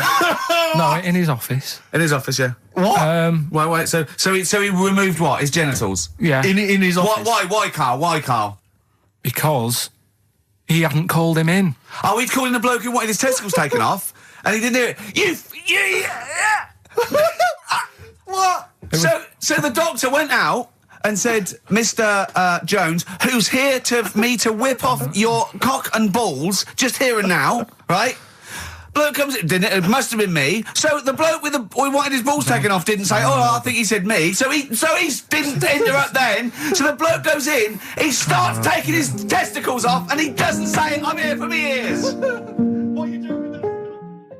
That is a blinding record. And before that, Rick, what do you make of those adverts? They were great, weren't they? I like them, yeah. I'm going to buy all them products on the way home. And that's endorsed by Ricky Gervais. He's won awards. Yeah. Rick, do you remember this? This was a hilarious moment. No, you'll remember this when you hear it. It was when Karl said something that was basic. Well, I think for a lot of people it sounded like a lot of old bollocks. Karl's found love on the street before, haven't you? How's it going with your bird, Karl? Are you married? No. How long have you been out with her? 7 years. Because, you're quite a simple man. Yeah. You're sort of a simple in a nice way. Ways. You're like Helen from Big Brother. Yeah, you're sort of nice enough, but I look normal. Well, yeah, you sort of do. But you could be one of those that just suddenly go mental with a pen. Yeah, do you know what I mean? Stab people through the eyes. Yeah, you sort of look normal. But if I wouldn't really want to wind you up to a point of frenzy. How did you meet your girlfriend? Through work. What, through her work? What, you phoned up and said... We worked at the same place. Oh, you're right. Yeah. You're quite an enigma, aren't you? Could you give us more on that? At work. You met her at work. What, she came in selling sandwiches? She was going through the bins outside. What do you mean you met her at work? Why are you having an attack on me? You're the one who's sad and lonely. Oh, he's done you again. He's done you again. But what I thought was interesting was I just scratched at him and he just went mental. Yeah, no, it's like a bear caught in a trap. It's funny, isn't it? You'll never learn. No, I was just interested to find out what the story was, because it might be a really romantic story. Well, it's not. All right, jeez. I love the fact he doesn't want to talk about his love affair. I was thinking about you in the week, and like, does it worry you? I mean, you sort of joke about it now, and we're talking about it in the office, you know, like, oh, is Steve really touchy about the way he looks? And, oh, what's this? Where's that come from? He's done it again. He's done you again. I was walking home the other night, and I was thinking about it. And do you worry that when you're old, you will be on your own? You did start it, though, didn't you? Well, Carl, I'm glad you brought this up. because I mean, for me, you know, a lightweight, frothy entertainment show on XFM on a Saturday afternoon is exactly the place where I want to discuss the desperate, lonely future that's inevitably coming my way. Oh, God. I'll tell you what will cheer you up and forget all that. A bit of Embrace. Oh, one of the most hated bands. I'm a little bit concerned about your toilet discussion. What exactly is your point again? I was just a bit bemused. You see, it's a tricky one. All I'm saying is, right, there I was at the pub quiz. I go to the toilet, not thinking about anything. I try to go, right, there's a little gay fella next to me. I love this little gay fella. Now, the weird thing is, there's nothing stopping him having a little glance, right, because he's allowed in the fella's toilet. Yeah. Now, I'm not allowed to go into the woman's toilet and have a little look round. Right. So all I'm saying is, should they have another toilet area? What, for gay people? Yeah. And so this would be gay men and lesbians? Is that going to complicate things?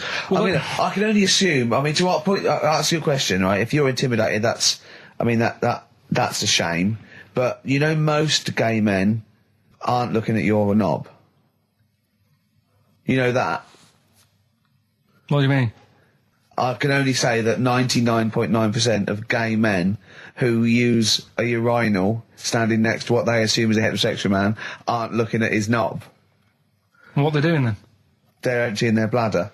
No, but the thing is, I can't talk. You're saying like, you know, about would you have one toilet for lesbian women and gay fellas, right? What does that mean? Would it be mixed? Would it just be? Would it have a man on one? That's heterosexual man. One little picture of a woman, there, and then what? What would the little icon be? A man and a woman. A man and a woman. Just having a chat. Yeah. In pink and dot lines. But you couldn't mix them, because then what would happen is you'd get people who are going, oh, I'll play up to this a bit. What, pretend to be gay? And yeah, you know, sort of grow a moustache and shave their head. And pretend to be a lesbian. Right. Yeah. So I see. So you know, people pretending to be gay so they could go in and have a look at the lesbians. Yeah. Right. So that would mean that we need 4 cubicles now, wouldn't we? Yeah. No, this is fine. 4 cubicles. So every pub now. How many toilets do we need? Every pub's now got 4 toilets. Oh, Carl, bisexuals. Yeah. Now, interesting. Bisexuals. How many toilets do we need now? Call the council. Do you use any? Huh? No. No, because they're interested in everything, aren't they? Because the little bisexual fella will be looking at your knob. Right. With them, what you do, you just have a door, you open it, and there's one urinal there, so you can't get a queue. They have to sort of wait. I just thought that, well, why can't there just be a thing between the urinals so no one can look at anyone else's knob? Wait a minute. Just to go back to Ricky's point, what stops, even if we've got the toilet for gay men, what stops the gay men who want to have a look at your willy going in the regular toilet and pretending that they're straight? Most men don't wear gay across their heads. Exactly. They don't have a tattoo. There's no branding yet in the British House where they have to declare. So we're going to have to expand this. So we've all got to carry identity. Do you know you can see a gay, can you? Coming a mile off. No? No, I'll just hold it in next time. No. Can you tell gay men? Do you know a gay man? I'd say probably if you did if you lined some people up and said, point them out, I reckon I'd get... But hold on, we're not talking about people dressed in leather with the arse cut out and an handlebar moustache. Yeah. We're talking about, the everyday, non-seen... of course. Yeah, but I mean, suppose I put you in a room and there was 10 naked men, right? Yeah. And there's 5 gay men and 5 hetero. Could you walk along that line looking at those gay... Am I naked? No, you don't have to be naked. Why would you have to be naked? To catch them out. How would you catch them out? No, don't go into it. Don't go into it. Don't go into it. Play a record. Ooh, those boys can rock there. That's the Guns with All Their Roses and Sweet Child of Mine. On XFM 104.9. I enjoyed that. Yeah. That was good. It rocks. I hope the audience was playing it loud like us. Yeah. Ricky Gervais, Steve Merchant, Karl Pilkington. Well, look at him yawning. How rude is that? Carl, what's wrong with you, man? Have you been up late? A little bit. Girlfriend was away, wasn't she, yesterday? Yeah, I always have a problem with that. I always have... Because you don't go to bed, do you, early? Do you know what I mean? You sort of think... I just always find that thing that if, you're used to living with someone, one of you will go, let's go to bed, then you'll go, all right. But when you're on your own, you go... You just forget to go to bed. I just stay up. Okay, stop eating now, Carl. You've ate all the food. That's just a plate. All right. Okay. Yeah. No, I stayed up and watched... there was a thing on about Dracula. Right. What, Dracula? And I found a flaw in it. Go on. Not the fact that he's the living dead and and drinks blood to stay alive and he doesn't reflect and he can in turn into a mirrors. bat. Well, and you can go on. The mirror thing, you can't look in mirrors, can he? Well, he can look in mirrors, but he can't see himself in a mirror. Yeah. That still doesn't work. Go on. It doesn't work at all, Carl. It doesn't work. Go on. No. Well, centre parting's always really neat. His centre parting's always really how does he do it if he can't look in the mirror? Blood on the floor or something it was called. Rubbish. I love the flaw in the Dracula film is that his centre parting's too neat. How did he do it without a mirror? Oh. Was it a documentary about Dracula? No, there was... The real Dracula. Yeah, the real Dracula. It's just a film. It had blood on the floor or something. It was called... Yeah. It's rubbish. We had a little lunch yesterday, didn't we? We did indeed. That was a nightmare. Yeah. I hate going out with you two. I was explaining to Carl, right? I like to excite Carl's imagination, right? And if it involves chimps or monkeys, all the better. Brains he likes, parts of the body, deformity. I know where to, what buttons to push. And I told him about this thing. I don't know if any of you out there know about this, but there's an experiment they did in the 50s, a clinical psychology experiment where there's your 2 hemispheres of the brain, okay? They're joined by a thing called the corpus callosum, right? Which is just a little flap of skin, like a little scarlet lead that joins your 2 hemispheres. And what they did, they cut that in half, and they thought it was a cure for schizophrenia, but what it turned out to be, or epilepsy, I think, I can't remember, was that your 2 sides of your brains didn't function together. You couldn't get information. I was telling Carl all this thing, and one of the things I told him was that they did it on a monkey, and it fought itself over a nut. Like its right arm was connected, by its left lobe of the brain, and it was fighting over itself. And Carl went, instead of thinking this is amazing experiment, he went, would it have been happy if you'd given it 2 nuts? Yeah, I know. Well, you started off by explaining it. I remember you mentioned, because I was watching the 2 of you as you were describing it to me, you said, of course, one side of the brain deals with symbolism. And as you said the word symbolism, I noticed Carl drift away from looking at you, pick up his mobile phone and start pressing buttons randomly. And I thought it was the word symbolism that got him. And I noticed it took you just a moment longer. And I think the first thing you said was, when did I lose you? Yeah, I knew I'd lost him. It's extraordinary. And he doesn't even try to disguise it. I said nomenclature at one point as well. Right, yeah. And I knew I was dicing with death there. Yeah. But, but I told you tried to look it up, didn't you, on the web? You didn't find anything about it, did you? The spelling of it. What is it again? What's the word? Corpus callosum. Yeah, so I couldn't do it. No, there's no point. Yeah. Don't bother. Give up. Don't bother. Give up. So if anyone knows any interesting facts about that, but yours hasn't been cut in half, has it, Carl? That would, again, might explain something. I'll tell you what we will be talking about later. I don't know if you're sort of aware of them, Steve. Go on. Bonobos. Oh, I don't know much about bonobos. I told him about he was looking for stuff. I said, put in bonobo. He was having no luck with chimp. And they're a form of chimpanzee, but they're even closer to us, evolutionarily speaking. They've got their social groups are more like ours. They're more intelligent, and he was loving it, weren't you? So is it human bonobo Carl? Is that how it works on the evolutionary ladder? Chimp, Carl. Yeah. Yeah. Talking about So we're talking about bonobos. You're excited about that? Yeah, That's coming up in Monkey News? No, I think it's a bit of a monkey bonus. Placebo, Bitter End on XFM 104.9. This is pre-recorded. We recorded this a couple of weeks ago, before Christmas. I hope you had a great Christmas. If you didn't, not our fault, really, is it? Nothing to do with us. Would have thought we'd have. We're well over time because we've got plenty of cash now, thanks to a lot of you who probably bought the Office DVD. Yeah. Probably got And that if you in haven't stock. yet, and you've maybe got vouchers or money, still available. Still there in the shops. Still available. You can still make it the best-selling DVD of all time. Please. Please do. Yeah. Please do. I'll tell you what you want to hear, though, before you make your mind up. I'll tell you what, if you like this next clip, go and buy the Office DVD. I think you will. It's a brilliant clip. It's the one where we talk about, well, it is self-explanatory. Yeah. We went. It was a great day, wasn't it? Brilliant round of golf, absolutely brilliant. Such a beautiful place in Stoke Poges, like a really posh place. And are you a good golf player? Well, we'll get to that. Oh, okay. Wow, he bought the shoes especially for it. Oh, brilliant. I'd love to have seen him in those little shoes. I know, and they were no good because they were metal spikes. We had to change them. He was annoyed straight away. He spent over £22 on these golf shoes. We hired a buggy that was brilliant fun. I was bombing along, wasn't I? I don't drive, but I just, it was great on that buggy. Well, you've been on a buggy with me and you were a bit scared. Yeah. What? I nearly killed us once.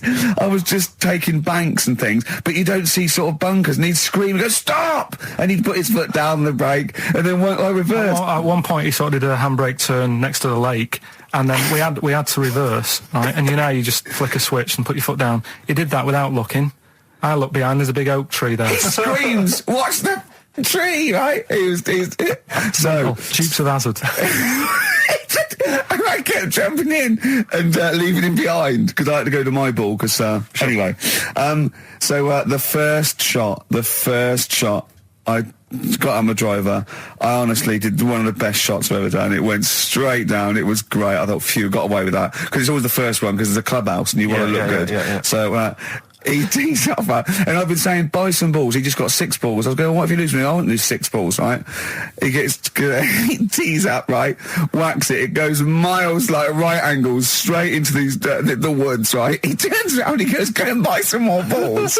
So I'm laughing, because it's like impolite to laugh, but he broke the ice for me, and I was falling around. And then his second shot, I go, you know you're off a 3 now. If you take another shot, he went, oh, right. So it's his third shot, he puts the ball down. He hits the ground before it and misses the ball altogether. And I was on my back, wasn't I? Unbelievable. Actually rolling about on his back. I was rolling about. And we were terrible. I went round 107. He went round in like 119 or something. Sure. It was just rubbish. How long did it take? 5 hours. Of course. And there was no one around, luckily. Yeah.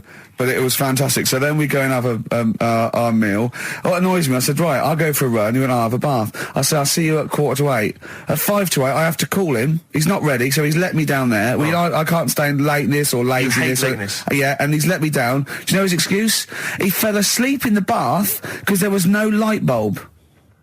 There's no light bulb in the bathroom. So instantly he fell asleep. And he was late. No, do you know what I mean, though, Steve? If you're sort of, like, nice and warm and what have you. I was tired anyway. I've been stressed out for 4.5 hours, right? My life flashed in front of me a few times in that buggy. So it's all sort of wears you down a bit. I thought, right, I've got a headache. You're going for your run. I'm going to have a bath. I walk in, put the light on. For some reason, it didn't come on, but I thought, it's all right. I'll just... you know, doesn't matter. You can have a bath in the It's summer, so it's light anyway. Well, there's no windows in the bathroom, so... Yeah. So you were in the darkness? So I'm in the darkness. I nod off because I'm shattered. He calls up, hassling me. So I said, well, it doesn't normally take that long for me because, you know, I haven't got, like, long hair. I've got a dryer and I can sort of one wipe. Yeah. He's already 10 minutes late, though, when I called. Well, 10 minutes. 10 wow, minutes. this is late, this. Next. Doesn't matter. Dinner wasn't until 7:15, so we had, like, another 20 minutes anyway. So it doesn't really matter. Yeah, but we said 7:45. So he's calling up, hurry up. So I said, yeah, all right. So I get out and dry and like my tackle and what have you. Calls back again 30 seconds later. You know? No, I don't. I don't like that. Not going to do that, no. Give it a wipe. 30 seconds later, come on. So I end up going downstairs to the meal area, naked, with a wet shirt on and wet socks. I've got headache as it is. Meant to be a relaxing weekend. But anyway, so we have our meal, which is really nice. And then we're sitting in the bar. I'm having a cigar by the fire. Yeah. Like, we're having a rather nice Pinot Grigio. Yeah. He's there going, I've got an headache. Is this 1955 that you live in? I know, yeah. It's so right. And we are knackered because, he's not used to work. I've seen him moaning, falling asleep. He's not used to it at all. And you've been on your feet for over half an hour. Yeah, right. So, we didn't even walk around the golf course. We had a buggy. Yeah. It wasn't even exercise. And now it's Karl's bit. It's the re-education of Karl. He's like Liza Doolittle. And now he's coming to, or Lawnmower Man, if you've seen that film. More like Lawnmower Man, if you've seen the film. You'll know what I mean. And his homework was to just study quotes, really, on happiness and stuff and general well-being. He's not a big happiness quote fan, are you, Karl? Not really. So what have you done? You've come up with something, haven't you? Right, yeah, I told you, right? Because a lot of these are just things you say every day. They're nothing special. So what I'm doing... Well, you say them every day.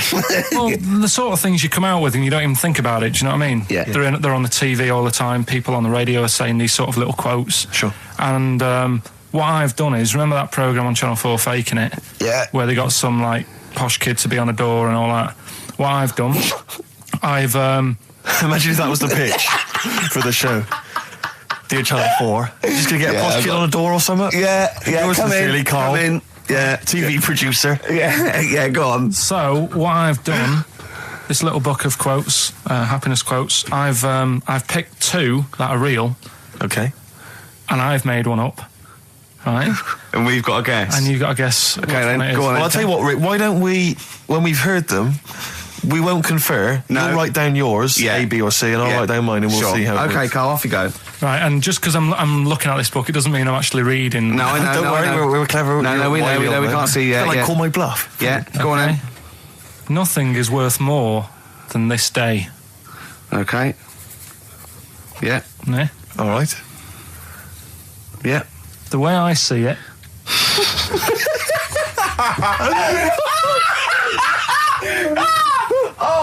Oh God, my head's gonna burst. No, hang on. My head's gonna burst. No, Hang on. this might not be Karl's. It might not be. How do you know I haven't tweaked them a little bit? Yeah, good Okay, point. fair Good enough. point. No, good point. The way I see it, if you want the rainbow, you got to put up with the rain.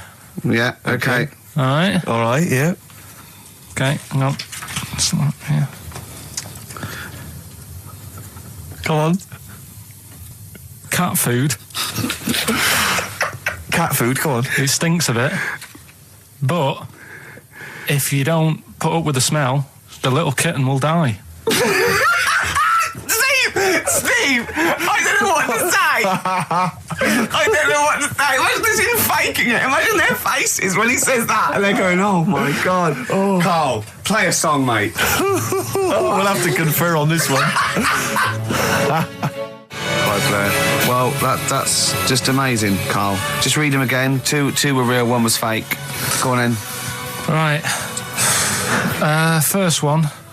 Nothing is worth more than this day. Excellent. Next one. What does that mean? Well, cherish now, cherish your time. Okay. Because you can't get it back, and you know that's the way I saw it. Carpe diem, whatever it is, seize the day and all that. Okay.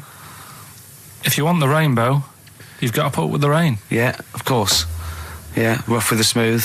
You know, it's not all plain sailing, but rainbow's beautiful, but it comes because of the rain, which you might not like. So make the most of everything, and good. Cat food doesn't smell good, but if you don't put up with it, then the little kitten will die. Right, now, Karl, that is a good effort. Now, that one's yours. I mean, obviously, right? Right, no, but it's a good effort, right? I mean, it slipped seamlessly into the others. Yeah. Don't think it didn't. No, but it's good. I mean, we knew it was that one. But what I will say is, it's good, but what you don't know, maybe subconsciously, is, I mean, it's very similar to the putting up with the rain and the rainbow. But that's good. Why do you think that? Well... What does mine mean? Well, even though it smells bad, it's good for something. Right, so I didn't look at it like that. What did you look at? I kind of thought... Was yours more specifically about cat food, generally? Because, normally it's an analogy. Yeah, or a metaphor for something, much bigger. Well, no, the way I mean, Dolly Parton, who I think did the rainbow rain thing, she wasn't specifically concerned about weather. conditions. No. It was a sort of general idea. It's all about life. Yeah. Well, that's what I've done. Go on. I've used an everyday thing. Yeah. And put it with today's problems, right? Go on. So, like, my girlfriend, she might like to go shopping for clothes. I hate it. Right. But because I love her, I put up with it. Ah, that's nice. Yeah? Yeah. So, you love that little kitten. You can't stand the smell of the stuff you got to feed it. But because you love it, you go, well, you know, I'll put up with this just for a few minutes and then I can, like, squeeze its head later and give it a little... Sorry! Squeeze its little head. Yeah. Well, that's just the thing that I do with cats. Put it in a bag and drone it in a lake. I can feed it and then I can throw it against the wall. Exactly. So you didn't see it like that, did you? No, that's very good. So it's about love, is it? It's about putting up with the bad things for something you love. Yeah. Well, that's nice. But Carl, you seem now to be convinced and rather smug that you've tricked us and that you've fooled us and that we didn't understand it. Well, I say that's your fault, not ours. No, it's not, though. I mean, look, that man in Forrest Gump, he was a bit of a nutter. And he came up with the life as a box of chocolates thing. Yeah. Now, if that was in this book, you say, oh, yeah, brilliant, you know, good bit of work. But if he was sat here doing the show with you, you'd be taking the mickey out of him. Sometimes I feel he is. No, but Carl, I could. In fact, if people are out there, we're too lazy. Could you write down everything Carl's ever said? Because I think we could publish that. Yeah. He said one today. He saw my salamander. It's not a euphemism. He saw my salamander, and it's just sitting there in the tank. Your exotic pet. Yeah, and he's worried about there not being a lid on. And he said, I went, what are we worried about? He said, wow. He said it sits there for 24 hours a day. Obviously planning to get out. Well, it's got nothing else on its mind, and it's the daft thing is, he has actually got the lid ripped up a little bit. And he'll be looking up there, and it's going to get out. But what's the worst that could happen? What's it thinking? What do you think it's thinking, this salamander? It's got its eye on the DVD player. I can have Ian be down the market. Right. Okay. Right. The results of We ain't got a winner for the first time. Yes, we have. We've got loads. We've got loads of winners. No, we haven't. We've done this feature for 3 weeks. This is the first time I've managed to sort of. Well, let's go through them then. What have they got wrong? The first one. The first one. What was the first one? Well, hang on. Let's do them in reverse order first. So what's the last one? The last one. The clue was that bloke does sport on the telly and he's got a little kid. What's that? That's Destiny's Child. Des, who does ITV Sport, has got a tiny child, right? No, that's fine. They got that. Okay, Destiny's Child. What's the middle one? Right, the middle one. Right.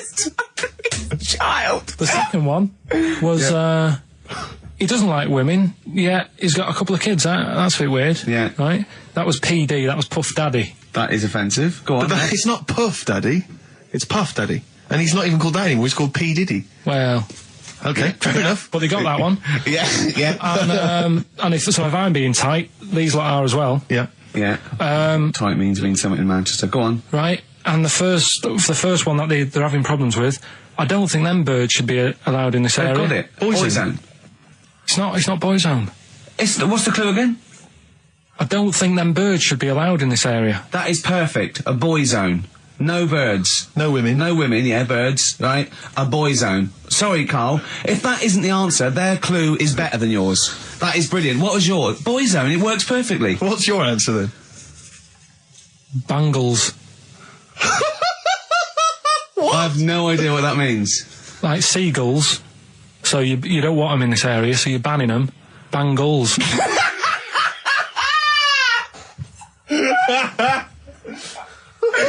Oh! Well, give it to Boyzone, because Boyzone's better. Don't use birds to be allowed in this area, it's a Boyzone. I think we should have a rollover. Carl beat them. You have to use his logic, surely. But theirs works. You can't do what am I thinking. No, that's not what I'm thinking. It works perfectly. I think you've got to give it to the ones that got the Boyzone. Well, how about, right, because they didn't actually get into my head. Heaven forbid. How about we just keep back the David Attenborough, and they can have, I'll chuck in the Hellraiser, right? Okay.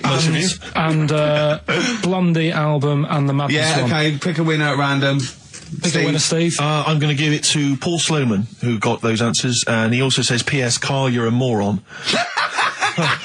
So, I'm brilliant. giving that to Paul, and good luck to him. Right, well. He's got a crazy night tonight. If we can rush these over to him, he's got a cracking Saturday night. Well, if I'm a moron, I might get your address wrong when I send them to you. Ooh. Coming right back at you, Paul. Yes. Carl!